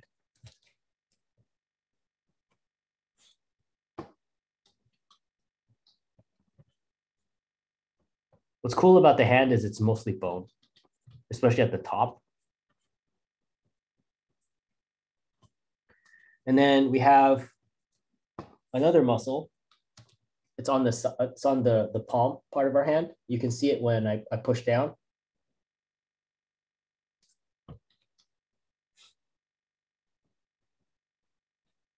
Will also help us with the overall shape of the hand. It grabs the side of our finger and attaches to the side of the pinky.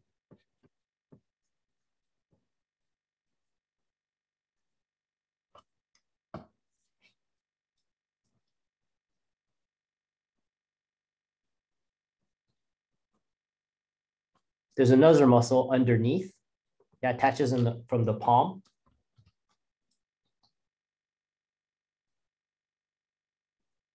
I just like knowing that this muscle is there. Like I said, it just helps me with the shape of the hand because it attaches to the side of the index, the thumb as well. This is the same muscle attaching from the palm. To save time so we can get to the demo, let me show you. It's this blue thing here. Here's a palmar view. And we have this kind of drumstick shape on our palm. This will help us to get this Hershey's Kisses shape, which we'll draw. And this muscle here is the same muscle that's on the back. Those are like the main ones that I think it's just good to know, because most of this stuff in the front gets filled in with fat.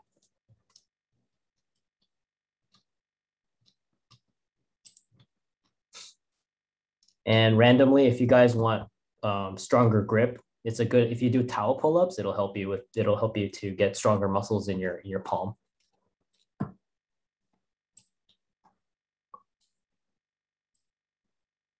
No, pull-up, you just basically hang a towel over the pull-up bar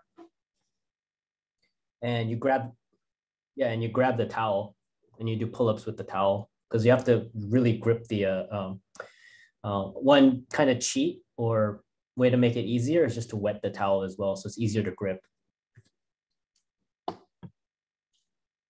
Yeah. Yeah. Yeah. It's called I don't know. I thought I find this stuff fascinating. I was having a talk with my buddy about like why it's bad for, you know, fighters to have a lot of muscle or a lot of muscle mass. And he said like it does affect your flexibility. So this is cool for character design. It affects your flexibility, and also because he said like when you're able to punch, you know, like it's like a boxer, they train punching and everything. They're maximizing their muscles for doing what they do. Like, yeah, they do a little bit of weightlifting, but it's not like a bodybuilder, because the more muscle mass that they put on, they need to do more cardio, because their cardio needs to get better, because the more muscle mass you put on, the more oxygen you need. You need more red blood vessels. So if you have a lot of muscle mass and you're fighting somebody, or they're fighting someone who has less muscle mass, but they're more efficient with the body, it says you're going to gas out pretty fast, because your body actually needs more oxygen. So you're going to be breathing harder, and you're going to have to learn how to pace yourself even more.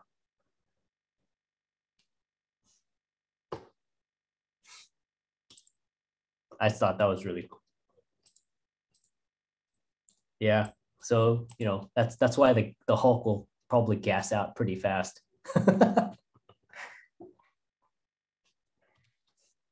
Okay. So one of the things is when we draw the hand, we don't want to just draw the hand by itself. We want to draw a little bit of the wrist. And when we draw the gesture of the wrist going into the hand, we can think of it like a noodle.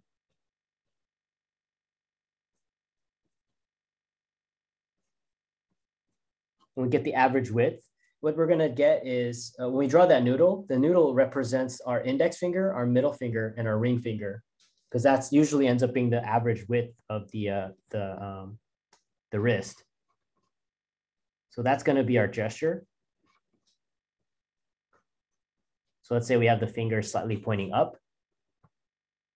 Once we figure this out, we basically just add on the thumb and the pinky.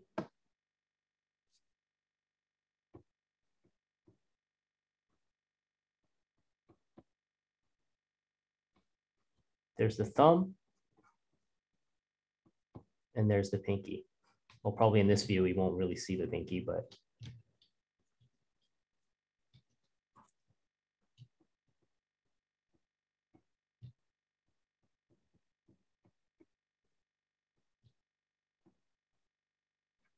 And that glove shape is basically representing this.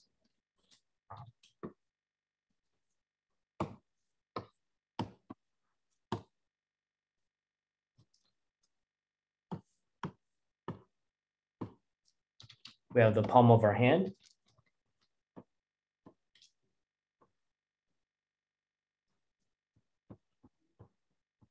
going up to our first digit.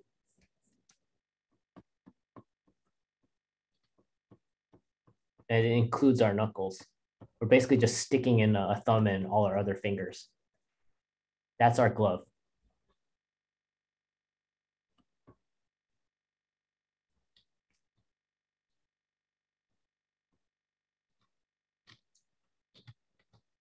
Does that make sense? So that's what we're looking for. Find the overall gesture of the hand and then just add on the thumb and the pinky. And then from there, we can start separating the actual fingers.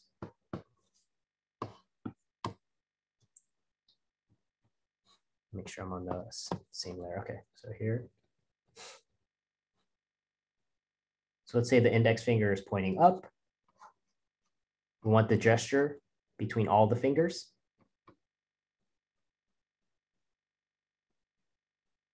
So we can find the first section of the first knuckle and then see that the relationship that creates with the other fingers, or figure out that arc.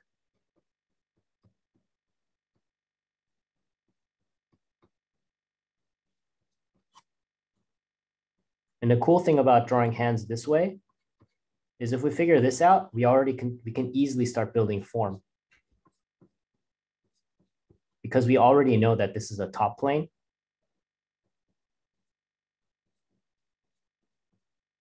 And we can use the top plane to go to the side of the index finger. So that's what creates a box.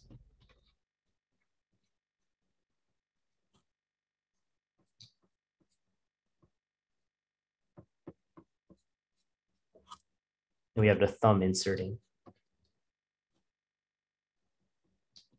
And if we want to add that the wrist, the slope of the wrist to get that interlock, it's very easy because we already know that this is a top plane.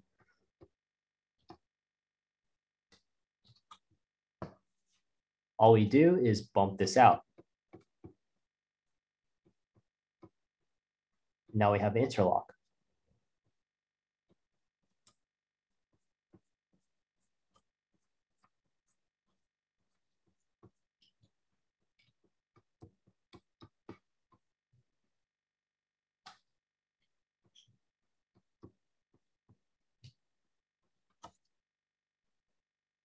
Does that make sense?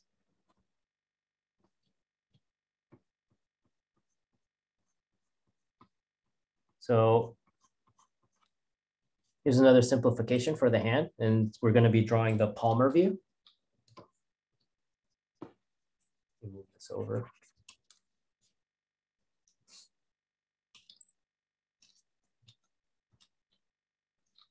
So let's take this. Guess I have to merge a bunch of stuff.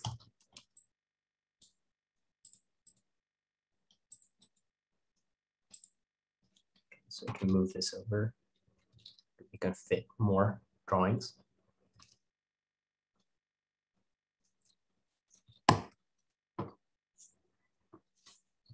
So let's draw a palmar view so we can figure out,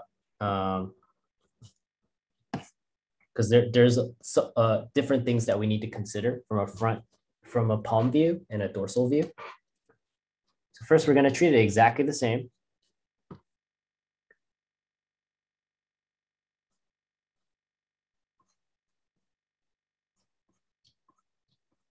Get the wrist, find the end of the wrist. Get the gesture of the index finger and the ring finger. So maybe it's like somewhere here, there's an arc. Find the halfway point.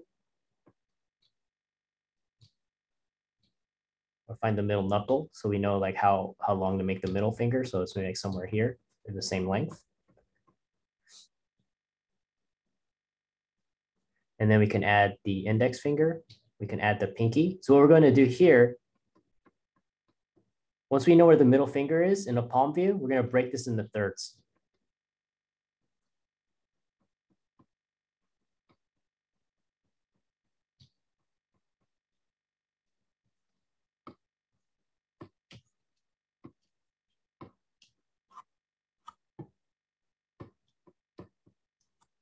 The top third is going to include our knuckles.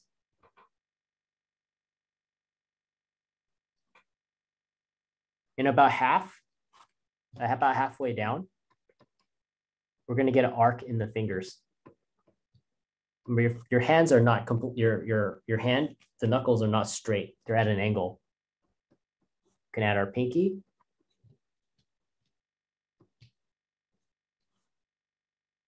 Refine that half. There's a nice arc. Gives us the section for our thumb. From this 1/3, our first third here, we can start pulling the skin. We have webbing right here. And there's a halfway point. There's our glove shape.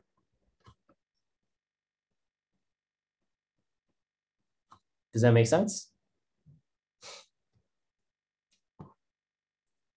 The folds are going to happen at this 1/3. And the reason why the folds happen here is because our knuckles are contained within this 1/3.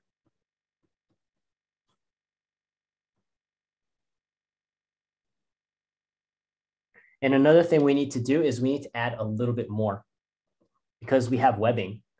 And that's the reason why our fingers look shorter from a palm view than it does from a dorsal view. If we make the fingers just as long and we don't add the webbing, it looks weird. We just stick in some fingers.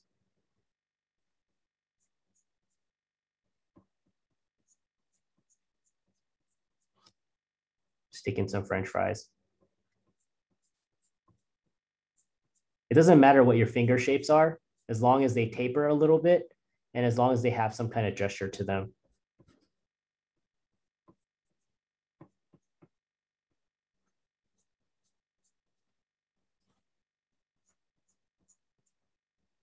There's the first section, so the thumb will be about here. Stick in our thumb shape.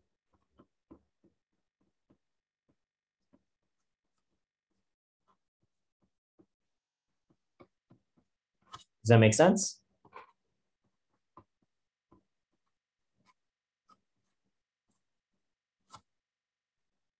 Mm-hmm. Oh, that's just to help me figure out the end of my thumb.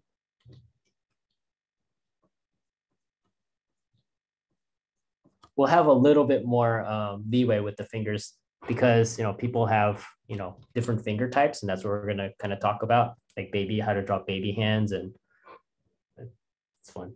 Anyway, but since we have the knuckles here, we need to add a little bit more for the webbing.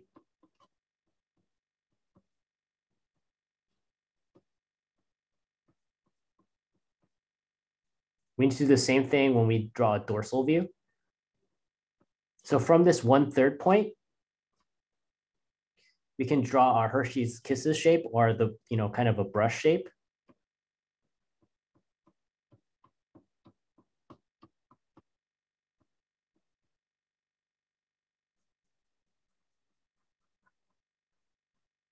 There's our first padding.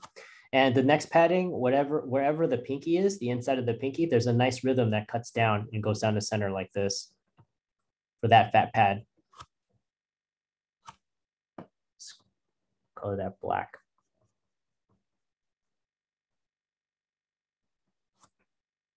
And it's hollow in between.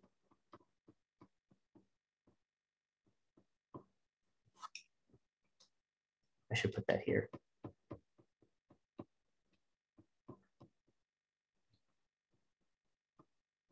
Does that make sense?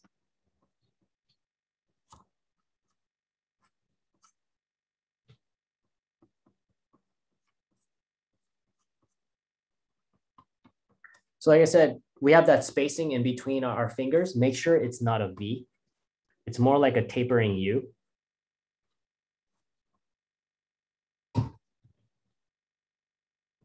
So just add a little bit more because we have that webbing in between our fingers. And they also follow the arc.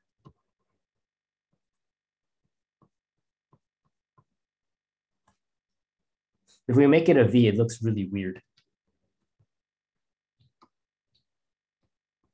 for swimming, basically. We have like little bits of padding here. If we take our hand like this and we extend that webbing, it's like a, like a duck's, it's basically swimming, like swimming fins. So it's, for us, it's just been receded way down.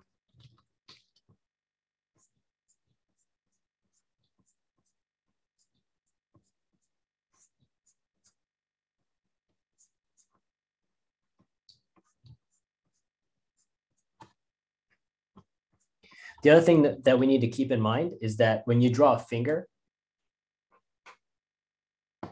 or when like, I'm sure you've seen it in books where they treat the palm like a hand and then they stick in the fingers.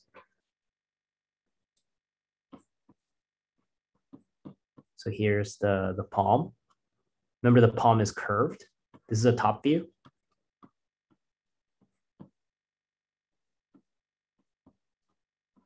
There's our curve.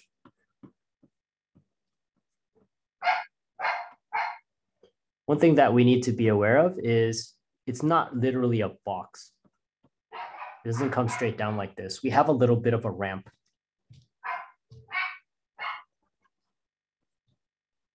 And that ramp is there due to that little webbing shape I just described.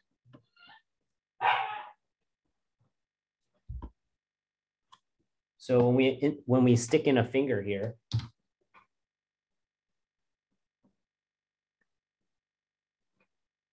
there's our ramp. There's our finger. Let's stick in another finger here just so you can, it's a little bit more obvious, make it more clear.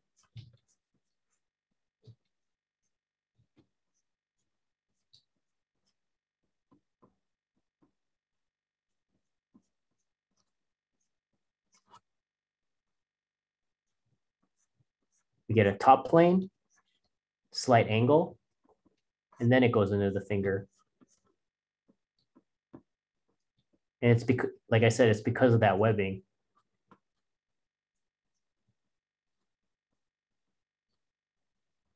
It doesn't go straight down like this. There's a slight angle. If you take your hand right now, your finger, and you just, kind of feel the surface of your hand, you'll notice that it comes down an angle. It doesn't come straight down. Does that make sense?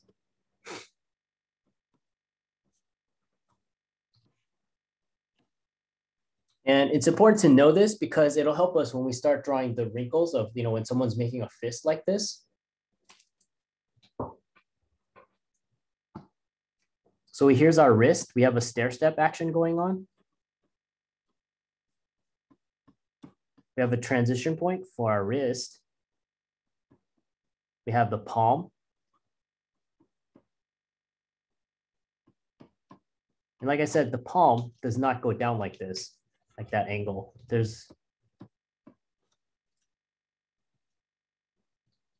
Comes out at an angle like this.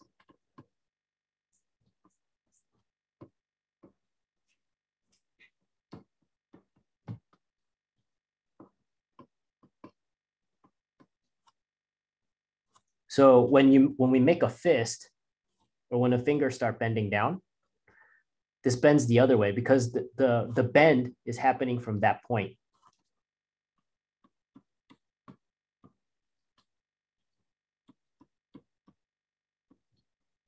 So there's that transition point. There's our wrist. There's the palm. So now it faces down.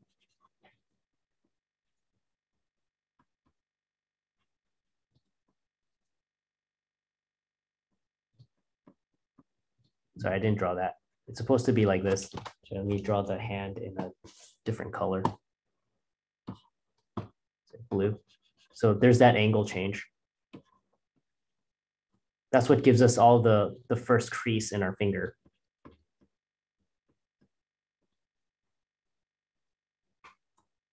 Does that make sense?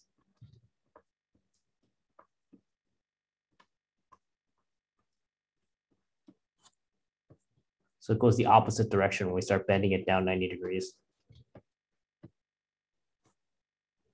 And then we'll get another crease from the part of our palm. So just be aware of that. Let me make sure. We also have this kind of, when you draw hands, like one of the things to be aware of, you can break, we're gonna do a couple of styles that break this rule, but generally the top of our hand is bony, right? It's for like punching and, stuff like that. So our I don't know, I usually just say for punching. So all of our bones tend to be on the top, or it's more visible on the top. On the bottom, there's more padding. So we still have that stair step kind of action. So there's the first segment, half of that. There's a second segment, and here's a third segment. So this is rigid, it's bone. And the bottom tends to be more fleshy.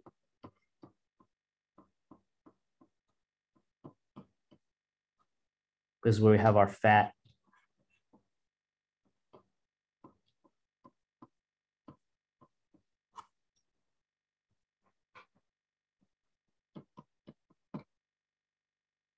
Does that make sense? Right. So let me make sure I have everything. Okay. So let's start drawing our, we'll do our first drawing. So the idea is in the beginning, all we want to do is get the gesture of the hands. So gesture, shape, and proportion. Something's wrong with my, is it? Sorry, my pen looks, my scrubby zoom.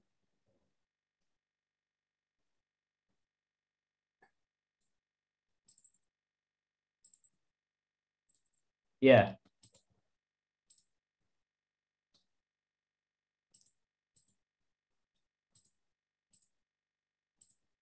Oh, okay. I'll do that after class. Okay. I'll just do that after class. So wondering why my my fingers or the brush looks different when I'm drawing it right now. Yeah, it looks a lot more like a pen. It's the same pen, just wondering.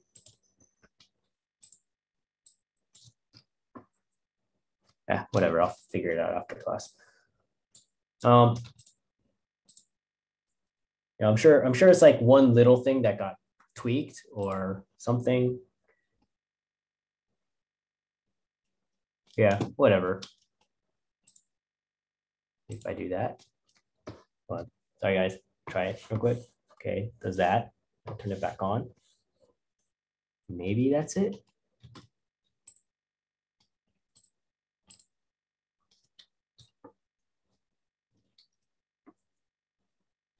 Whatever. All right, so we want to find the overall gesture. So I'll just draw a hand that's splayed out a little bit. So get the overall gesture of the hand.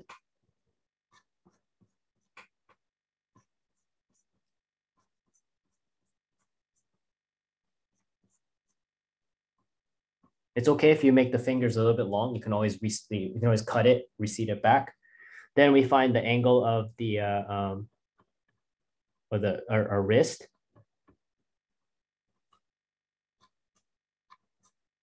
Or so we know where that is. Find the middle finger.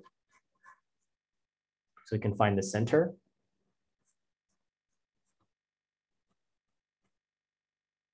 About half. There's the opening for the thumb, somewhere here. So we can start figuring out our glove shape. So right now I'm drawing the hand just wide. Whatever we find here, just bring it out again.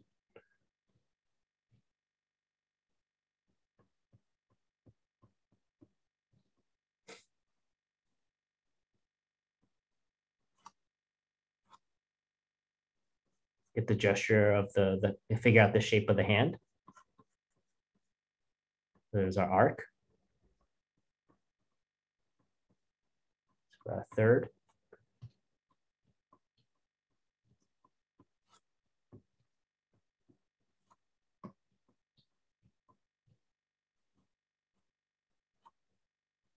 Make this a little bit too long. don't spend too much time on your finger shapes in the beginning. Just draw whatever, is simple. Before, I remember when I would draw legs, I would say draw finger shape. You can even use that's basically the shape I'm using. Or sometimes I just really do use tapering French fries or just curved boxes. Does that make sense?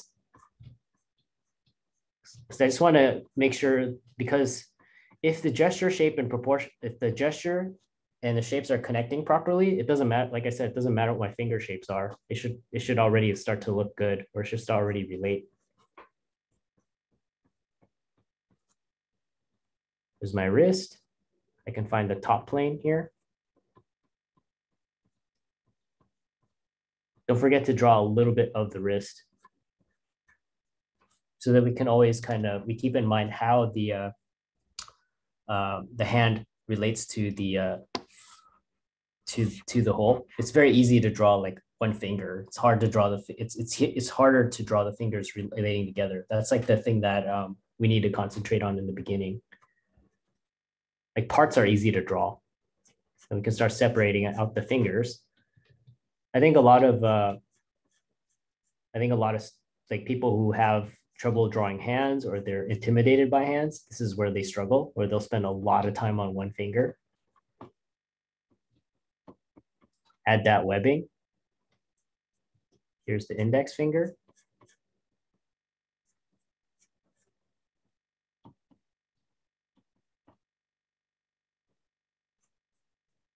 There's the ring finger. Actually, I'm going to draw this in an aesthetically pleasing way. The old illustrators, they used to like to group their their ring and middle finger,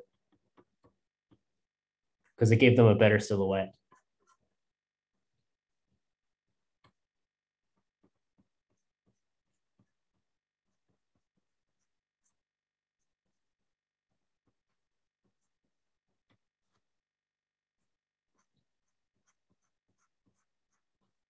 You see how just getting the gesture and the shape real quick with a little bit of proportion, it already just gives you the full shape of the hand, or gives you a hand pretty much. Didn't have to do much work. And then all the cosmetic stuff, the secondary forms, you can do it after you get this. So let's say we go on top now. It's just like when we do a drawing of Eric. Let's go up top. Let's add the ulna. The ulna is the wrist bone, this little bump here. Go ahead and add that bump. Add the knuckles.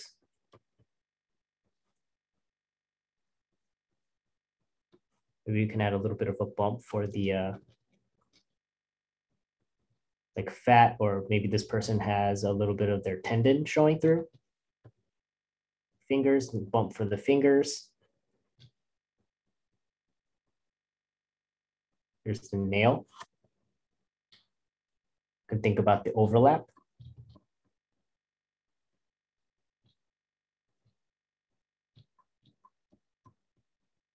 The fingers are locked. So maybe we'll get a little bit bumpy on the top.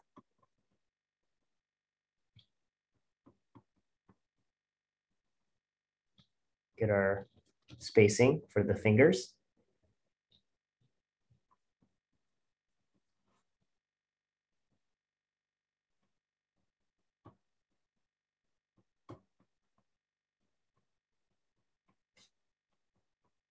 So just like everything, just want to get the framework first, make sure it looks good without any of the details, and then we can add all the fancy stuff later.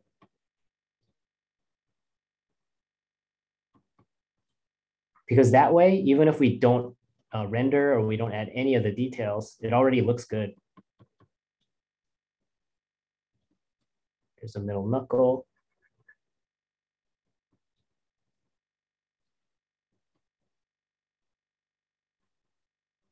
There's index finger.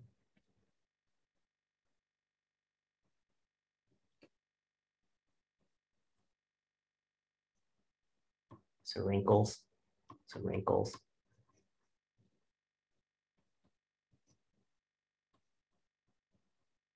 Does that make sense? Cosmetics are second. So let's draw some hands from actual reference. Here's that tendon here coming down.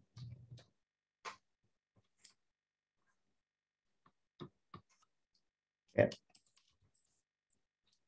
Hands are really fun. So let's start with the easy one. Let's start with this one first. And we'll stylize this one out too. We'll do one that looks a little bit more like the reference, and we'll do one that has rubber fingers.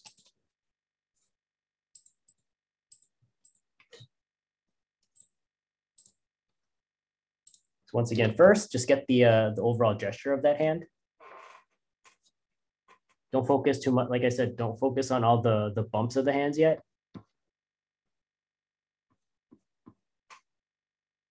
So it looks like the gesture is slightly going to the top.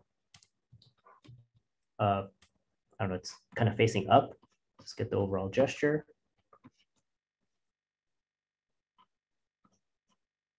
Like I said, it's okay if you elongate the fingers in the beginning. You can cut them off after. Find the ends of the wrist. We can add a little bit of perspective right away. So I know, cool, it's slightly going away. There's my wrist. From the wrist, I can start growing out the thumb. Just thinking about it like the, what's it called? Just drawing my glove shape. It's not pulling out enough. So that part was fine. Just need to pull the thumb shape out a little bit more. So there's half. Add the pinky.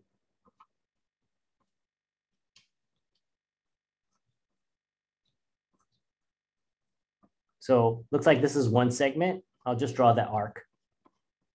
Whatever arc I find or whatever segment I'll find, I'll try to look for that rubber band. Does that make sense?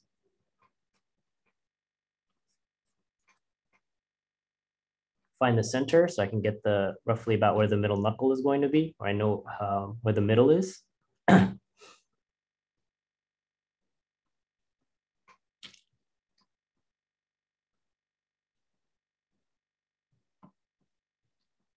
Yeah.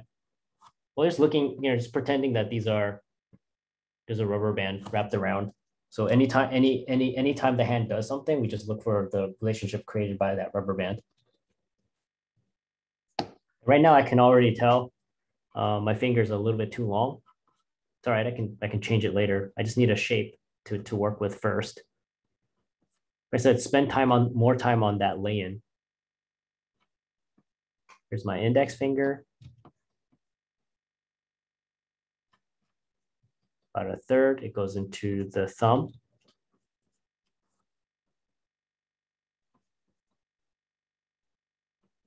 And I can add my thumb shape.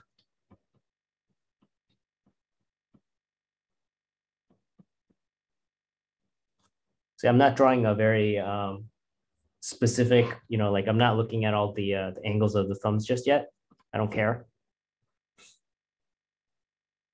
This is the index finger somewhere here. It's already giving me a box.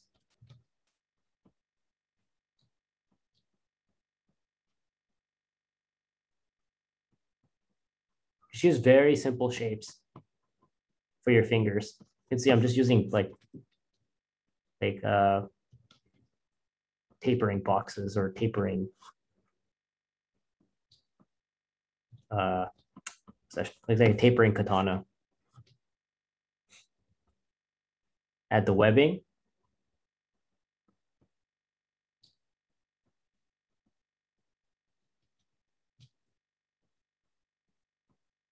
There's my middle finger.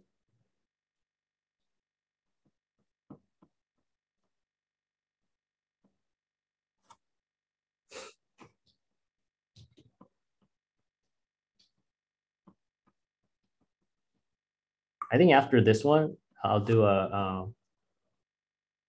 a hand that has a lot of like a very bony hand that we can see all the knuckles and everything. That's a little more stylized. This is like a good hand to do that with. Webbings here. The webbings also have an arc.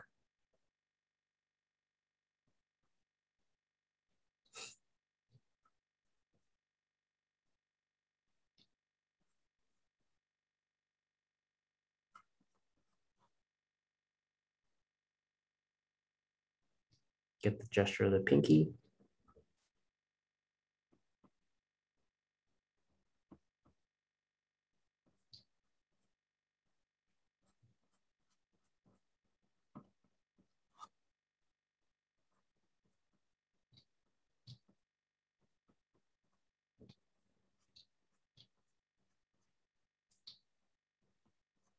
My wrist will be probably somewhere here. And just completing that gesture.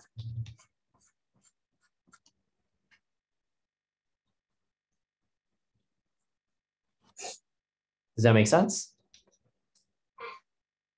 We quickly spaced out the fingers. We did all of that already, we fairly painlessly.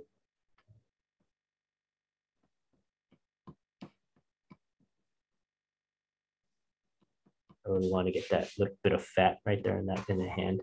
It's cool. I like that shape. Okay, so now that we have the frame, we can just go in and start adding our secondary details.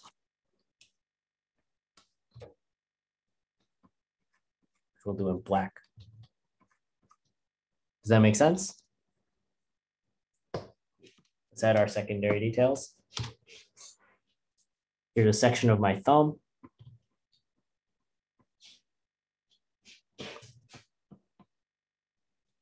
This bump represents his third digit.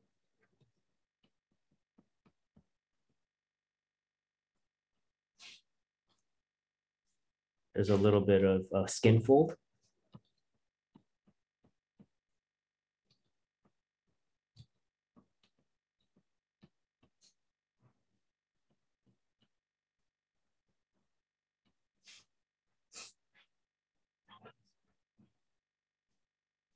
There's the index finger or the knuckle. I'm just correcting my arc.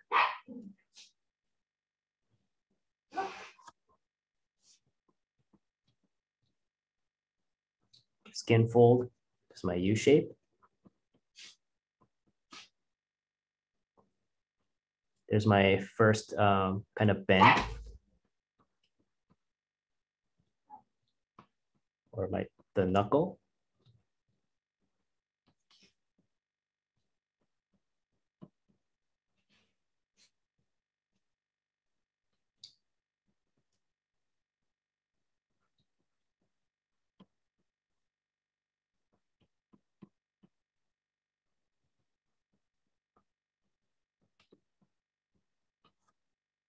There's the middle finger. There's the middle knuckle. You can see it gets wider.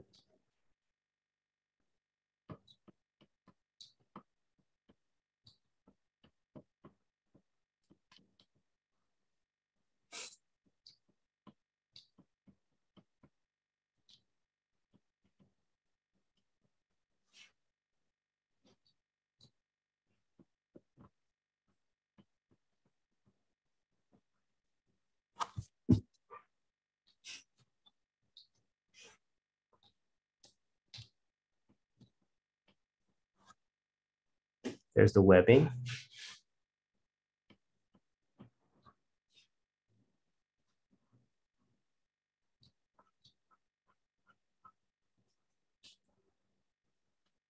Here's the ring finger.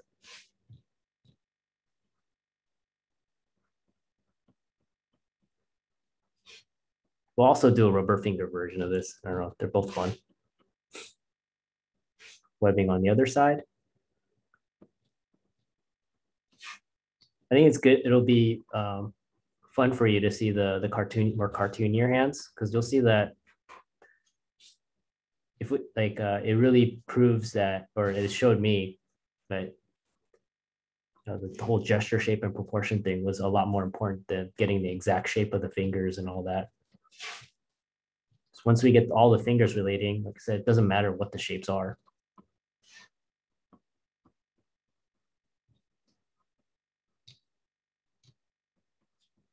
That's why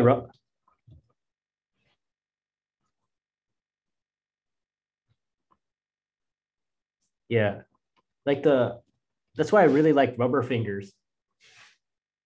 Rubber fingers are generally bad, you know, like it's usually how little kids draw fingers. It looks like rubber. But there's a lot of cartoony styles that do that as well, and it doesn't look wrong. And then it's just because they get the gesture shape and the proportions are correct, or it looks more believable.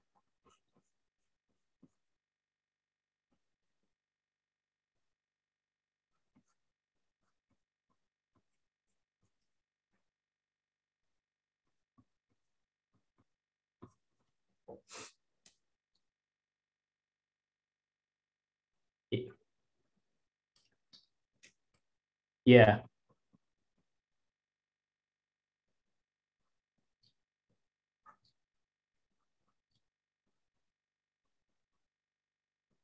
yeah. There's that.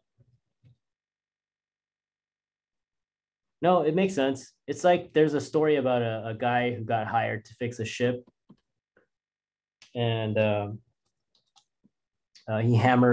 he just looks at the ship for a while and then just hammers like three nails or whatever, and he wants like the full payment. And the guy's like, "You only hammered like three nails." And he goes, "Yeah, but you had to know which nails to hammer."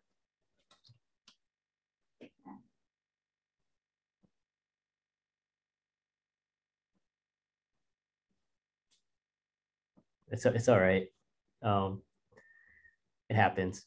As long as then we can spend the rest of the time trying to figure out how to explain it. That's the fun part. Once everyone gets it, then it's cool. It's all good. But yeah, does that make sense? That's all this really is. And then so if we do this rubber finger style or cartoony style that has rubber fingers, which means um, the fingers are going to look a lot more wavy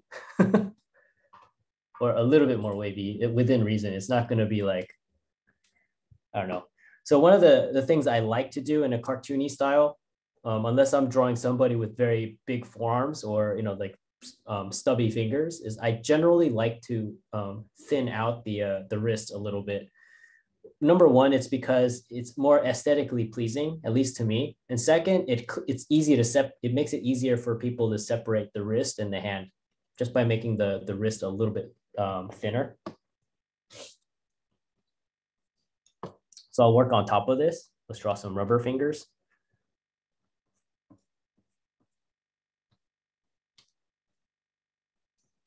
So here's the thumb.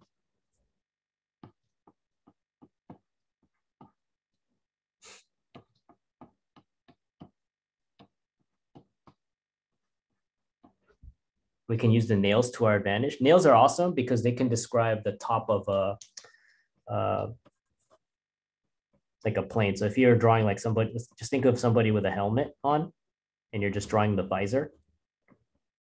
So if I want to show this in a 3/4 view, all I have to do is move the visor over.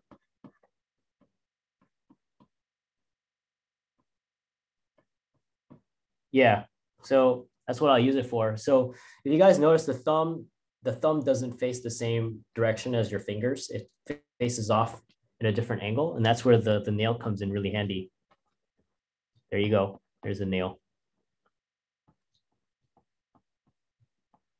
And then we have our index finger.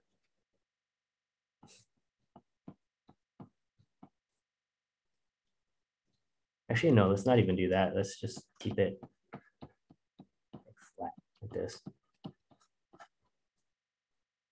Here's our middle finger.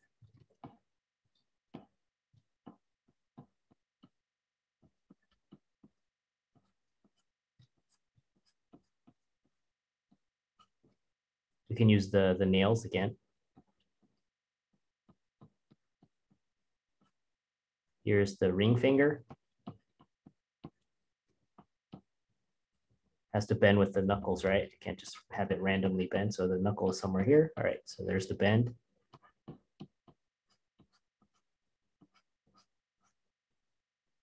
And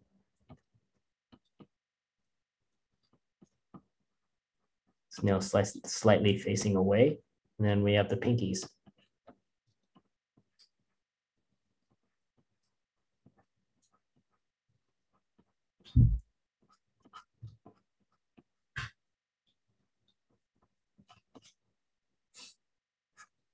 There's the palmar portion of our hand. And actually, yeah, let's add the ulna. Ulna. What the hell is that?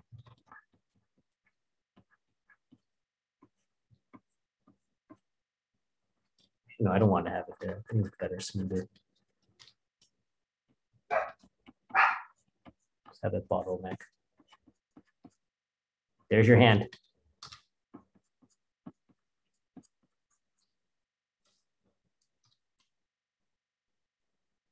Yeah, where they purposely.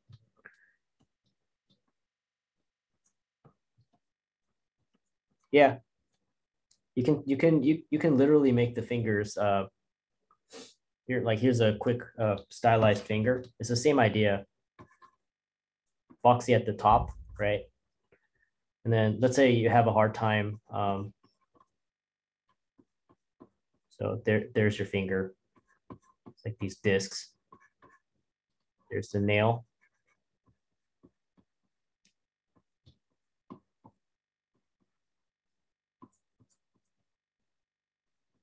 Tucks in. Here's the next section. Just the box. There's the next section, just tucks in.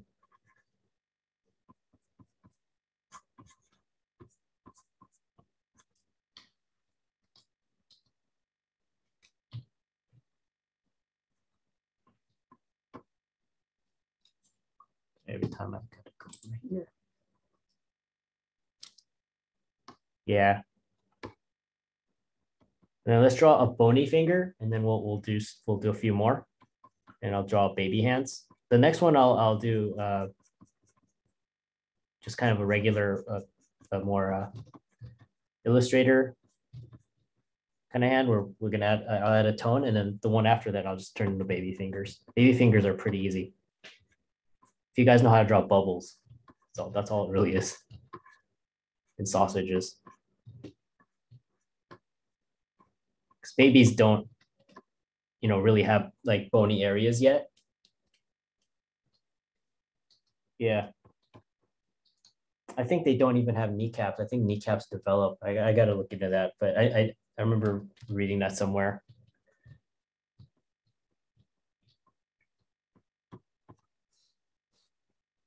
Yeah. If you want to see something like of nightmares, look at a baby skull.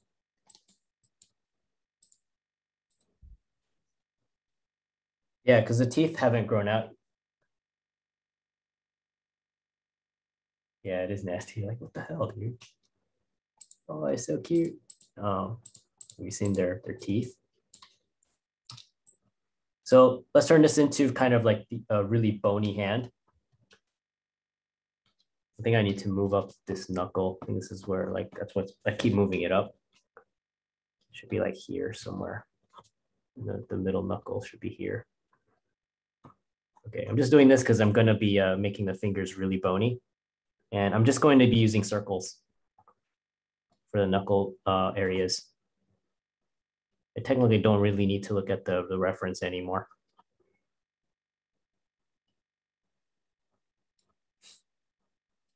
Like I said, once you get the relationship of everything, you can use whatever finger shapes you want.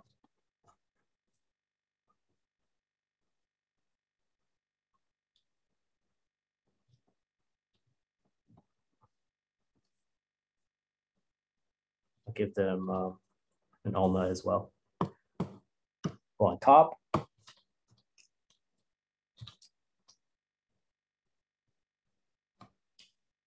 So this setup is really important.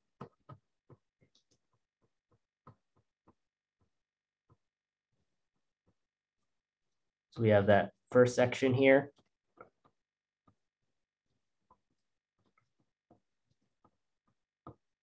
the next section. Remember there being like a fat, like skin fold, and there's the thumb.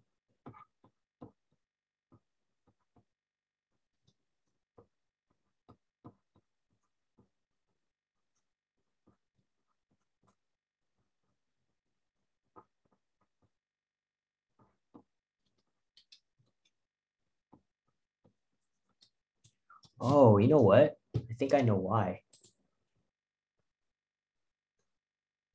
It might be my DPI.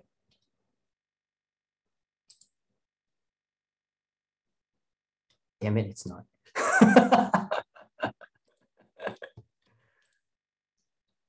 Whatever. It looks okay when I zoom in. It looks fine. So I think it must be just something with the zoom or whatever. But anyway, so here's the knuckles. Yeah.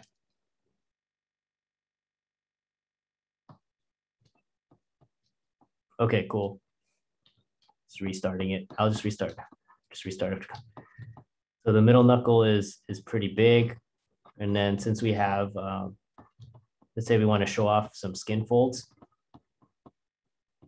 some texture for the knuckle. Then we have the neck section for the index finger. There's the nail.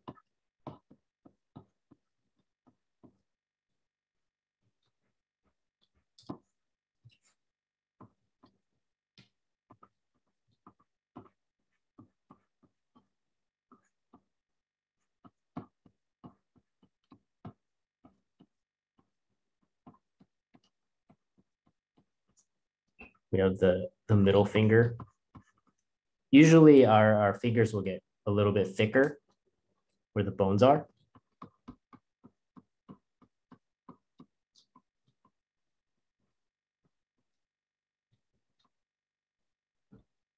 There's some texture for the wrinkles in the skin.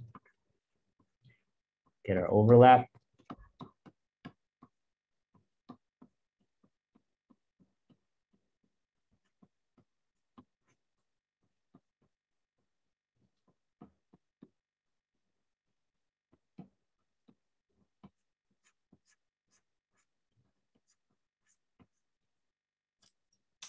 Go to our next finger.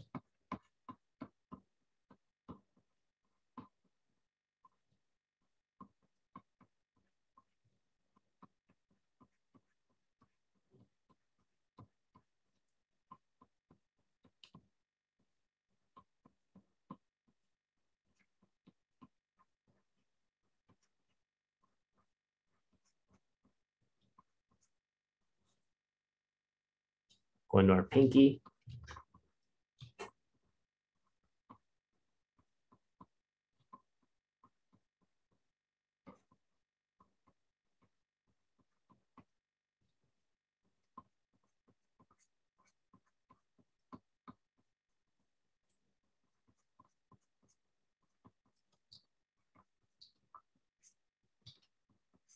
There's the bit of fat along the side or that muscle that gets into our wrist.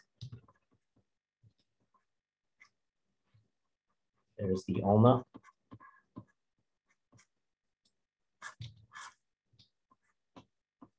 Let's make the wrist a little bit thinner.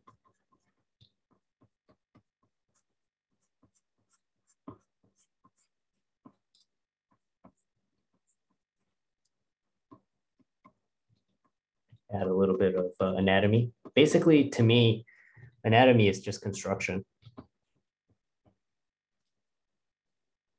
Or just another way of showing construction. We have the knuckles.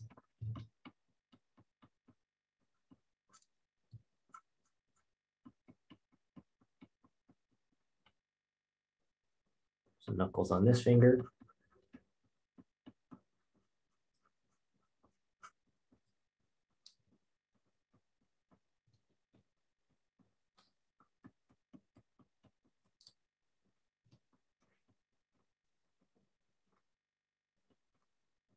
There's the cables or the, coming off of.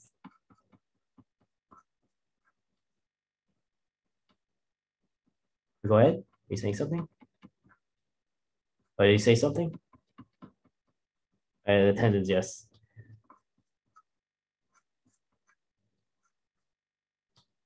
Yeah, so there you go. Some stylized, bony fingers. This person has, if a, it's like an elderly hand or somebody who has a bit of arthritis.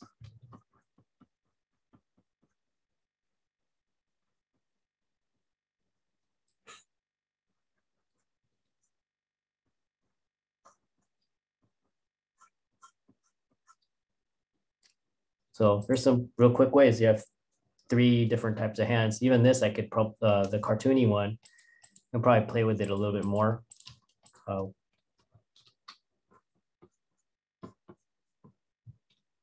So the next one, let's draw one that's a little bit more academic, that has a bit more form. So we can do something like this, or like these.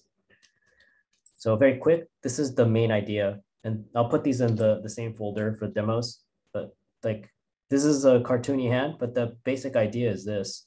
It's just a box with a bendy piece on the other end.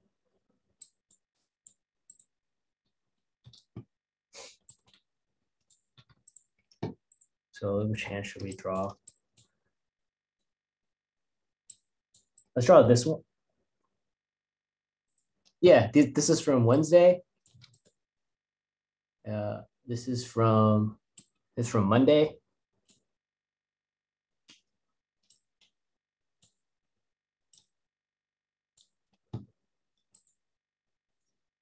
Yeah, the character class. So they're gonna start their Ghost of Tsushima. So let's do the let's draw a palmer one, like one that we can see more of the palm.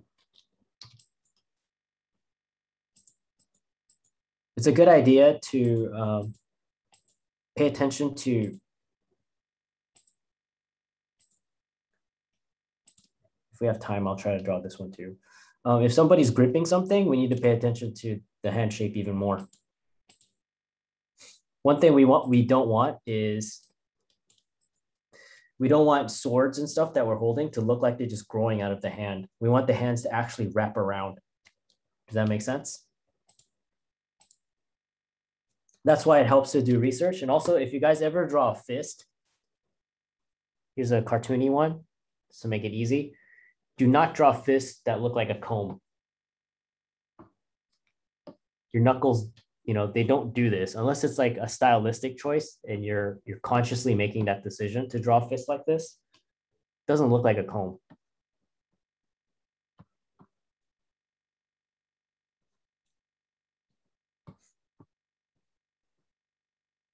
It's like, no, don't do this. When we draw a fist, we want to make sure that we think about our palm here. When we make a fist, when we roll it down, our index finger pops forward a little bit because we have this fat here. Like when we bring our thumb in, this portion of our thumb, of our palm starts to bulge, and it creates kind of this extra form. So when our index finger relaxes on it, it pops up a little bit. Does that make sense? So one, we have to pay attention to the arc of our hand. So the middle knuckle tends to be higher. So if you look at, see the middle knuckle highest. We have our index finger, which will pop forward.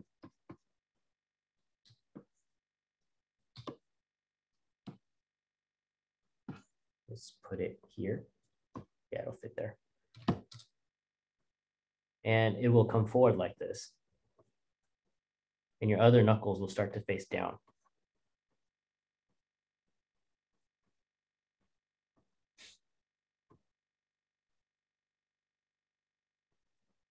And then our thumb will come and wrap across 90 degrees, kind of locking it out.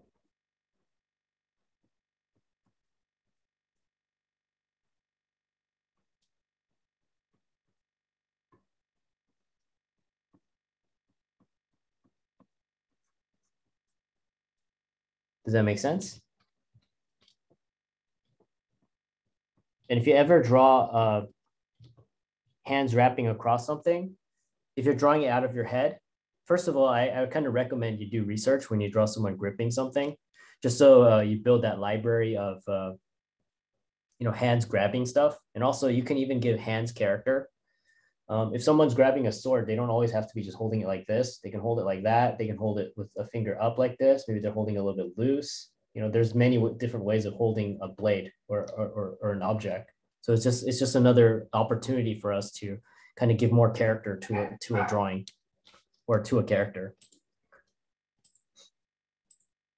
So I highly recommend, when you guys get reference, or you want to draw. I mean, if you're short on time, yeah, just do whatever's generic. But if you have a little bit of time, research, your character or someone holding whatever object it is, so you can actually design the shapes of their hand as well.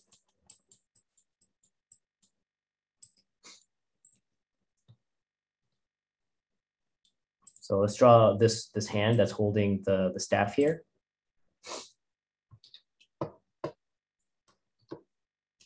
I'm gonna fit it right there, and then we'll have enough time. I'll draw a baby version of this. I don't think a baby will ever, maybe a baby will have that kind of hand pose. So remember, first get the overall gesture. This week's homework is to draw a page, just one page, 8.5 by 11, and just fill it with hands. I don't care if you draw it realistically or cartoony. The main thing is I want you to get very comfortable with just drawing hands. And focus mainly on the gesture, the shape, and proportions. Does that make sense? And 10 Erics, so that you're constantly working on your Eric.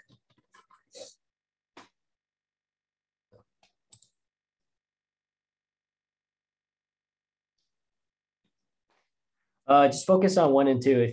If you're comfortable, move on this stage 3.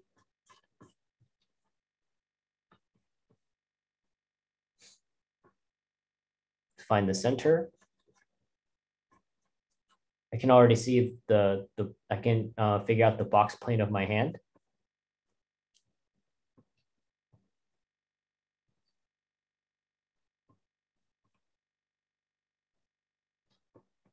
There's a slight tilt. Just so you know, you can bend your hand side to side.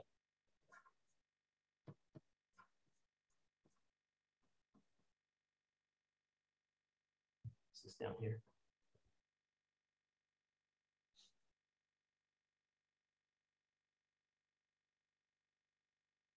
Sorry.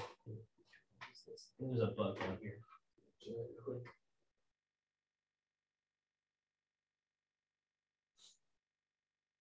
Okay. Was a mosquito. You could bend your hand out this way. Out, like when you're waving, you're going outside, and bend it about 45 degrees. So math.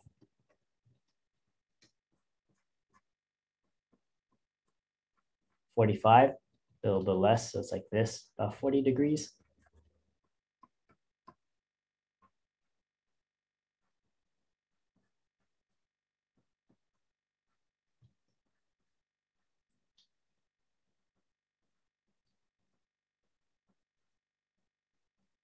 And then if you cut that in half, when you bend, right, I always get this messed up when I have to draw it. So I have to draw the thumb, so you know which direction the hand is facing. Right, 40 degrees.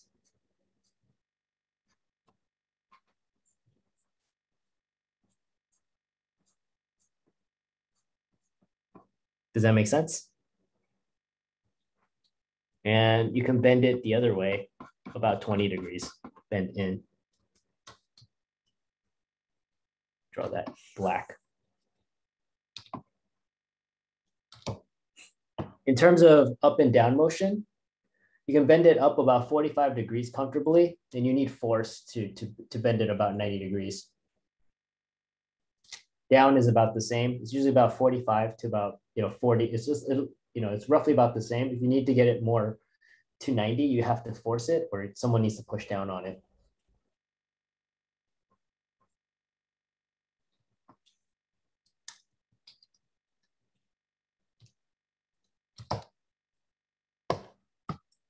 Okay, so outside, ending inside.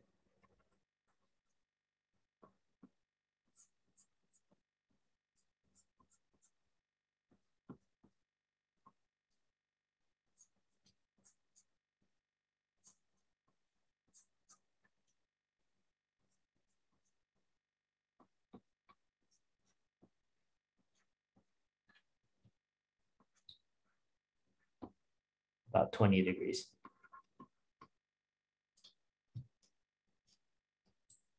So it's like that. Does that make sense? So don't bend it too much or it looks weird. So in this case, the hand is bending outward. So, we still have a range of movement of 40, so that's fine. I just need to make sure I bend the gesture as well.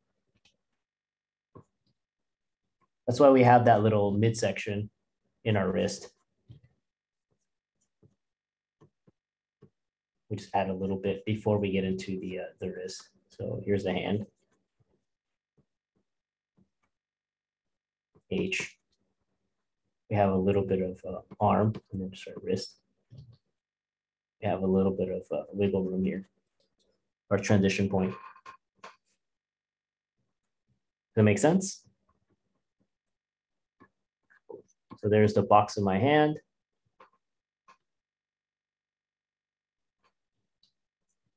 Here's my glove shape. Insert the thumb. So right now I'm just focusing on gesture, shape, and the proportions. That's it.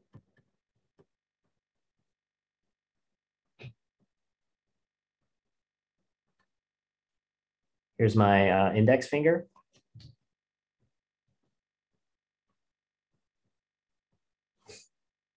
And I can use the end of the finger to get the gesture of the hand or the other fingers.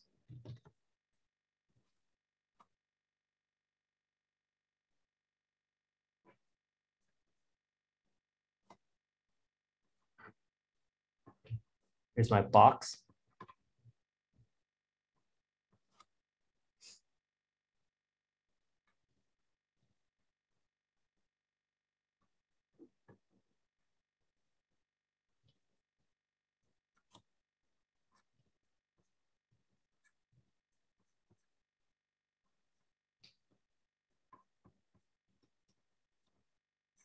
Going to shorten up my hand a little bit. Here's a side plane of my box.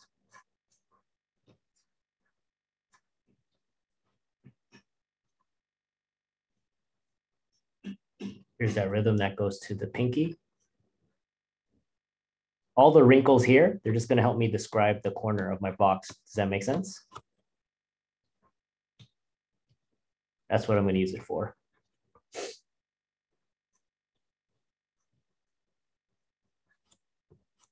Here's my overall gesture. I can just start building or start separating out the fingers.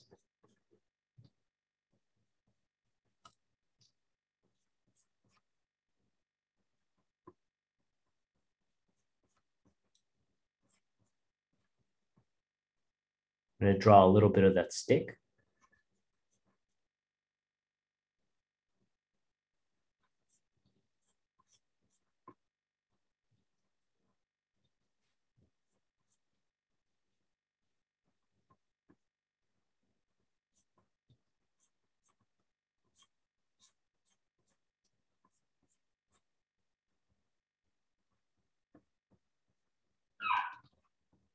I want to add an overlap here. Let's make it clear. I don't want it to be like a tangency.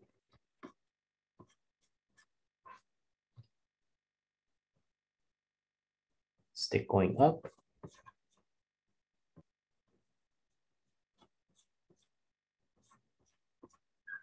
I can separate out my fingers.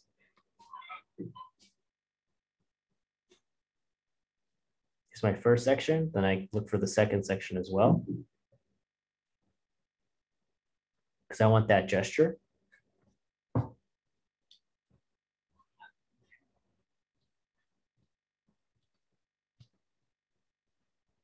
Get the shape of the finger. So it's about half of this. So, okay, cool. So the finger should be about here. Next section.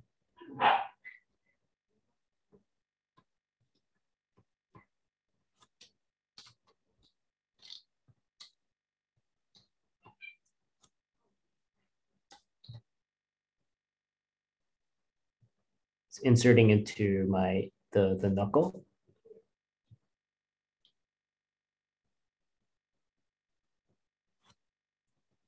There's my box.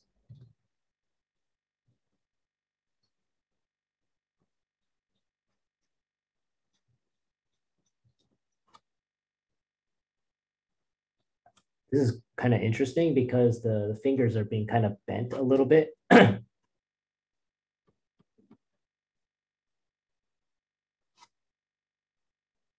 Box of the middle finger. I think it should be higher.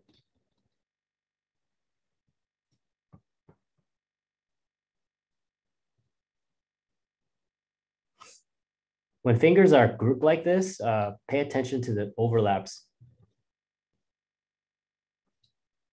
because every finger is not going to, like there's not going to be an equal distribution between pressure among the fingers. So like if you see here, the middle finger is overlapping the ring finger, right? I know it's very tempting for us to just draw it like this where they're all overlapping, but it's not like that.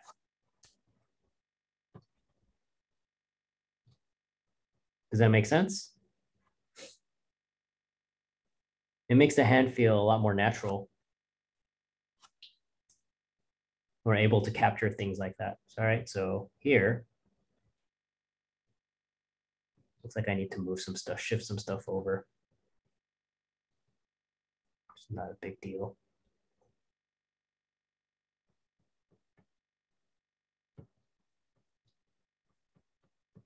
It's cool. The index finger is getting fatter because there's being pressure applied to it.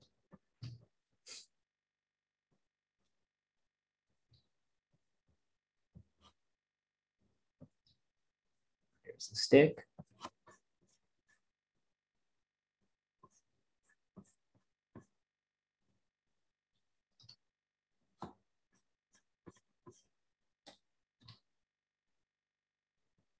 There's the thumb.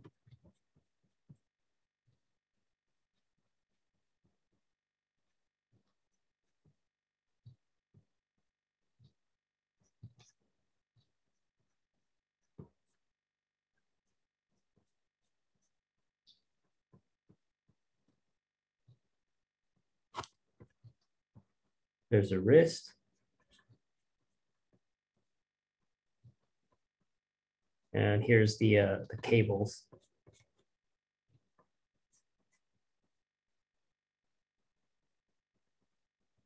Coming from the palmaris longus muscle.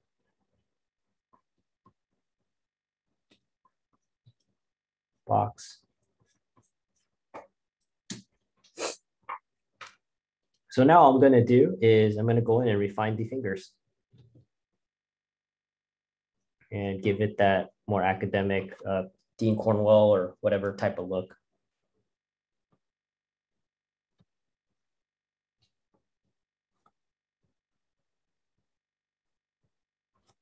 Does that make sense? Go ahead and start inking it, or the final marks.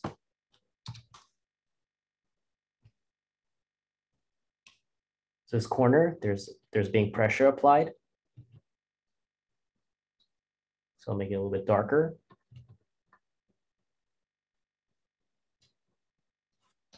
Here's the box shape of my finger.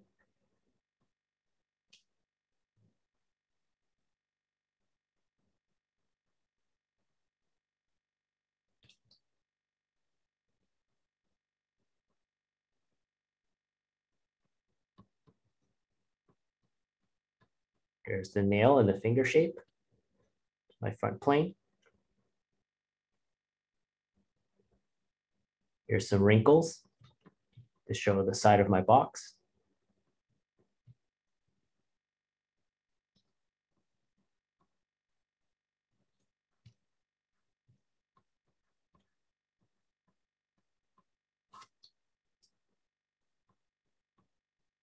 I want to show this bend here because it, once again, it shows me the corner of my box. Helps me with perspective.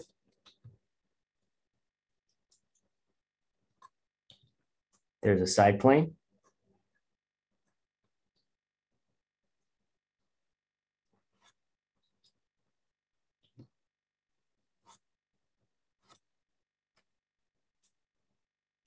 Here's the ring finger coming out of the knuckle. That's why we're getting this kind of shape.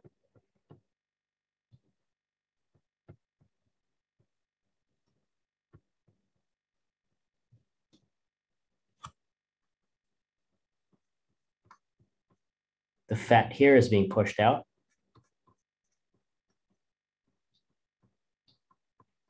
Side of the wrist.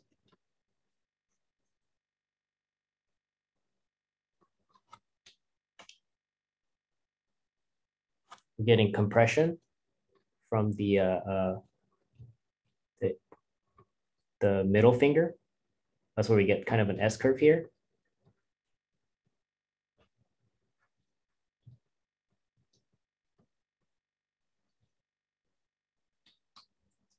Here's my box of this finger.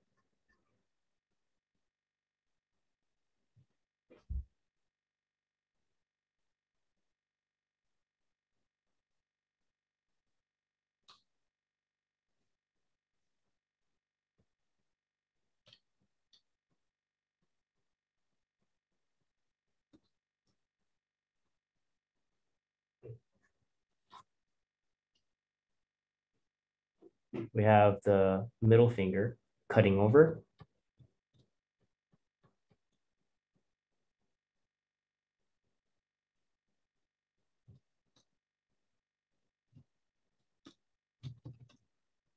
The flesh is being bulged out, like the finger's being bulged out a little bit. That's why it's getting a little bit fatter here. Here's the front plane.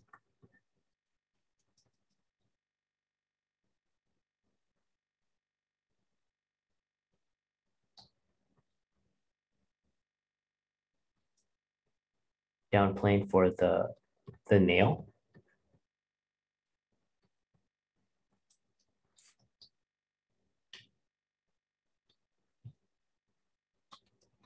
Then we have the index finger.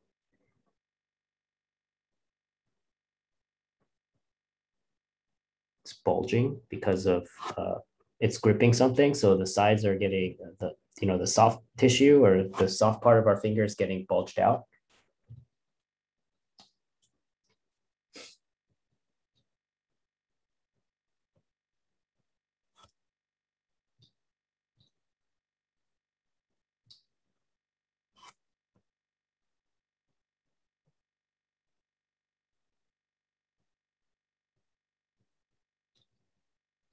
Here's the nail.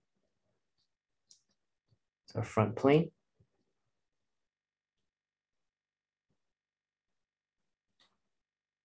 Finger is casting a shadow on the pole.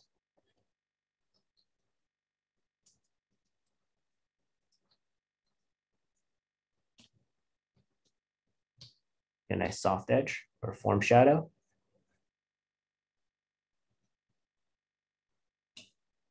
We get the thumb.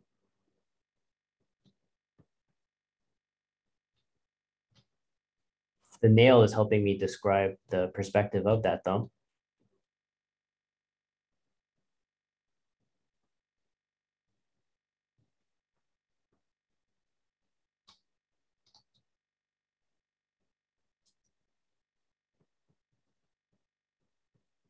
There's the shape of the finger. We get a little overlap here because there's the glove. And the wrinkles are helping me to insert the thumb.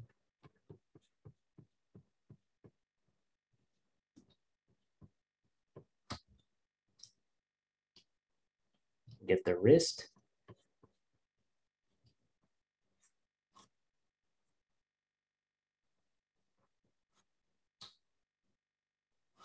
So now I can just start plotting some of my shadow shapes.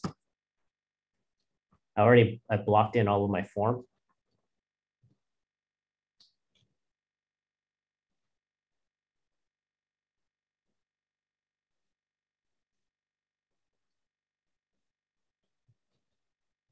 Down plane for that thumb. The pinky, ring finger, there's a down plane. There's my box.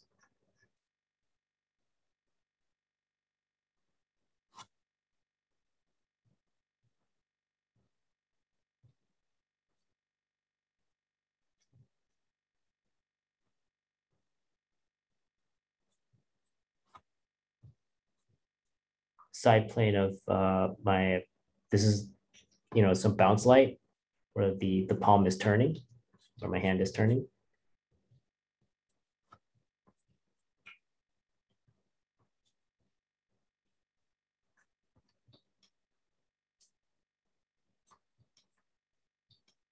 Then we get some shapes for the palmaris longus muscle, that cables. We could probably just group it with the pull. One, just add a clear overlap here.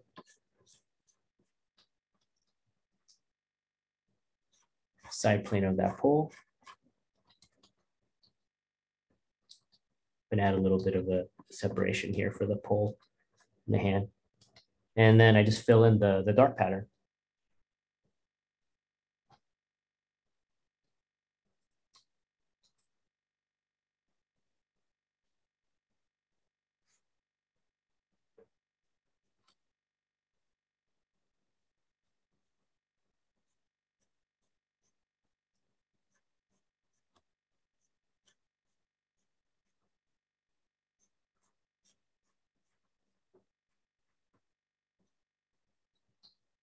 Let's add some wrinkles.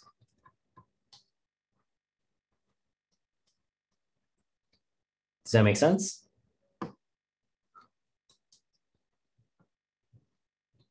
So like I said, this is taking a little bit more time and doing more academic kind of study, or like a form study. The other ones are, well, they can be the same, just adding a little bit, just taking a little bit more time on these. That's all it is.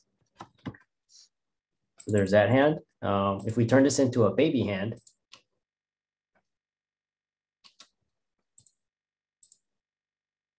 we have a few minutes to hurry up.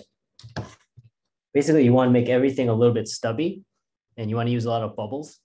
But the thing is, we still want to retain all that gesture.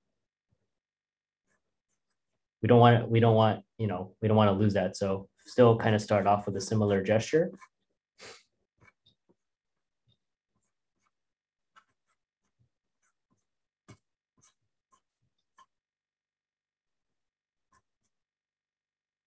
Here's the thumb, or our glove shape. It's being pushed in. Here's the actual thumb.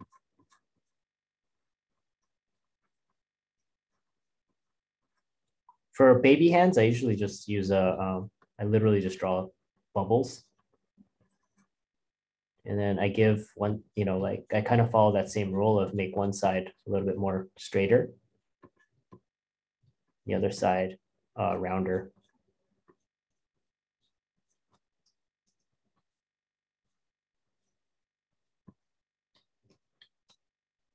Little caterpillar. Does that make sense?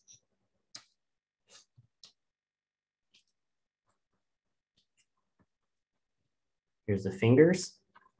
I'm just going to draw circles or ovals for the fingers, since I know the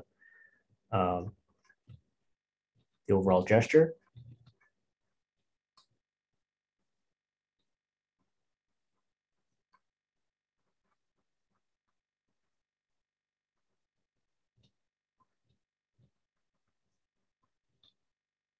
Probably just group the ring and the pinky.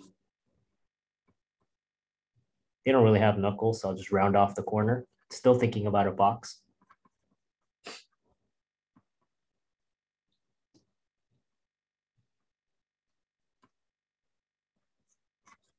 my ball, and it's a baby, so I do want to give them the fat. So right here on this side, this is a stretch. This will be a pinch.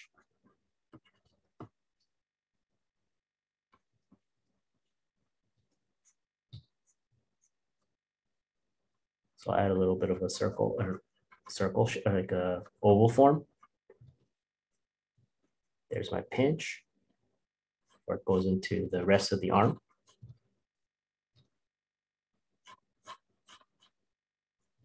This side stretching.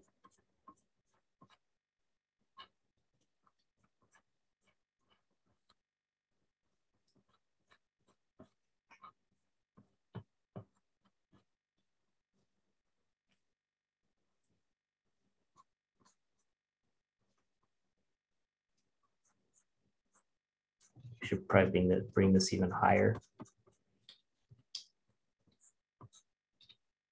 And if you want to draw female hands, the general rule is make them longer.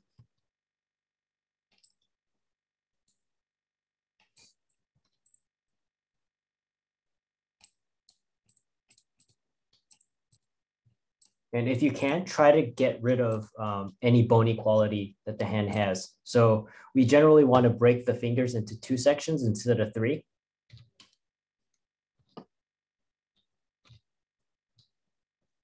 So when we draw like a male hand, we do something like this, right?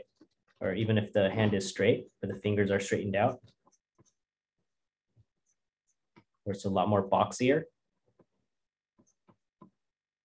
And we accentuate the knuckles.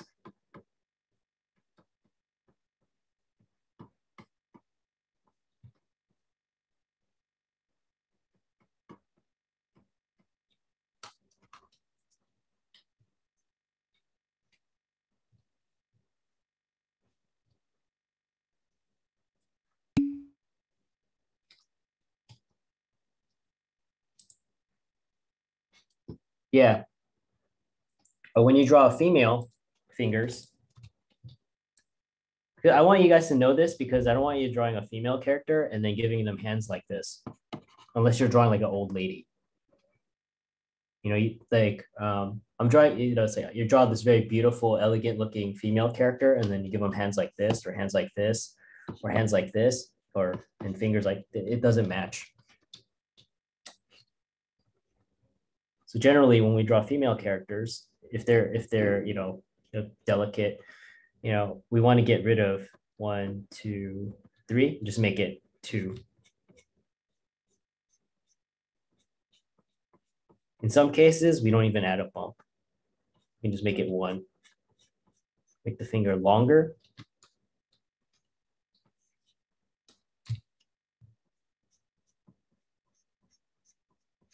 If you look at anime, like female anime characters, it's basically like that. They don't have there's almost no detail in their fingers. And a lot of the old illustrators who did pinup art, this is how they treat their fingers. And they usually use the nails to kind of give the fingers a really sharp look. And they don't render the fingers that much. Does that make sense?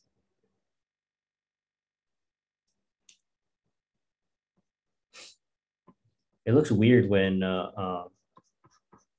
like they draw this really delicate looking female character, especially like the nice sort of the stuff I see that's really nicely rendered, and then they have fingers that have a lot of detail in it.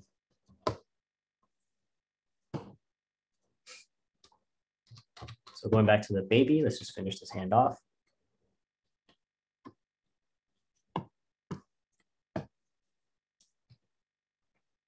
Anybody have any questions?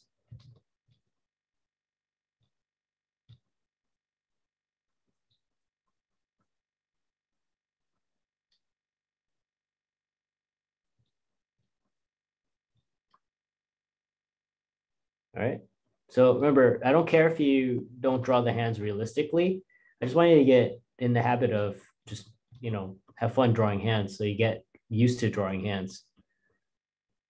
One exercise that I used to do, or like Danny used to recommend, is since, a lot of people struggle with hands or they're intimidated by hands, is draw, the four fingered, the cartoony hands that only have four fingers.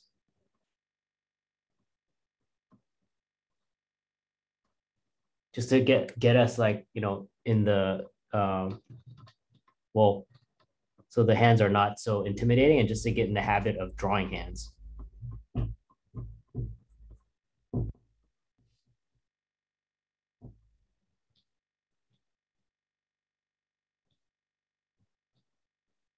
Yeah, yeah, but I really recommend learning how to draw, just draw the fingers as well.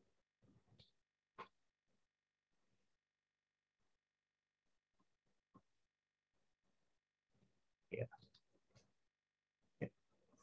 If hands are too hard for you or the fingers, just draw literally. You can keep your hands like this.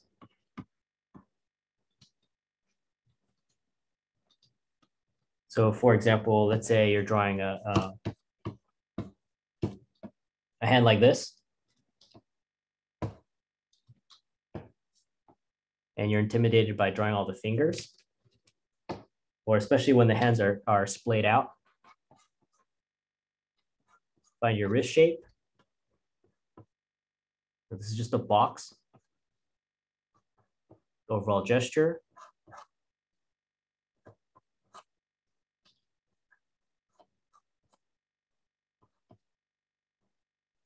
There's the box. You draw a little circle for the, your glove shape. And here's a thumb. Just insert the thumb.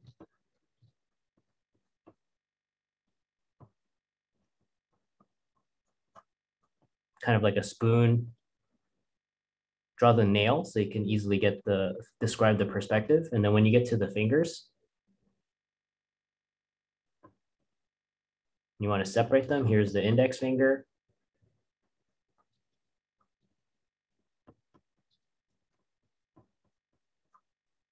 Here's the break in the finger. And there's your finger. Maybe you want to add an overlap for the knuckle.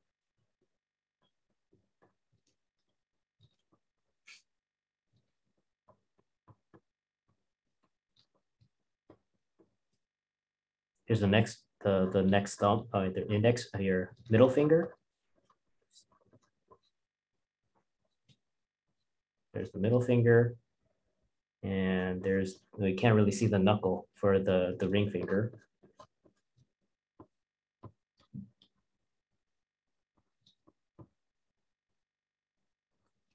I don't want a tangency here, so I'm going to bring this in.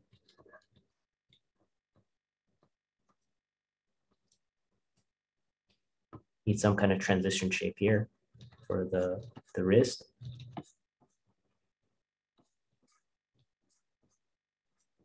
And then you're done.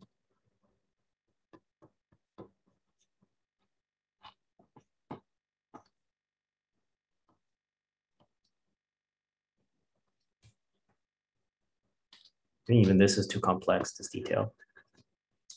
Let's make it an S curve.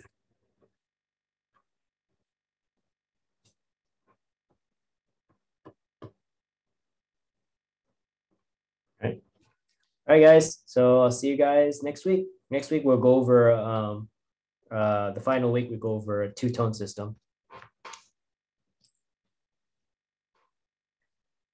All right, guys. All right, have a good one. See you guys next week.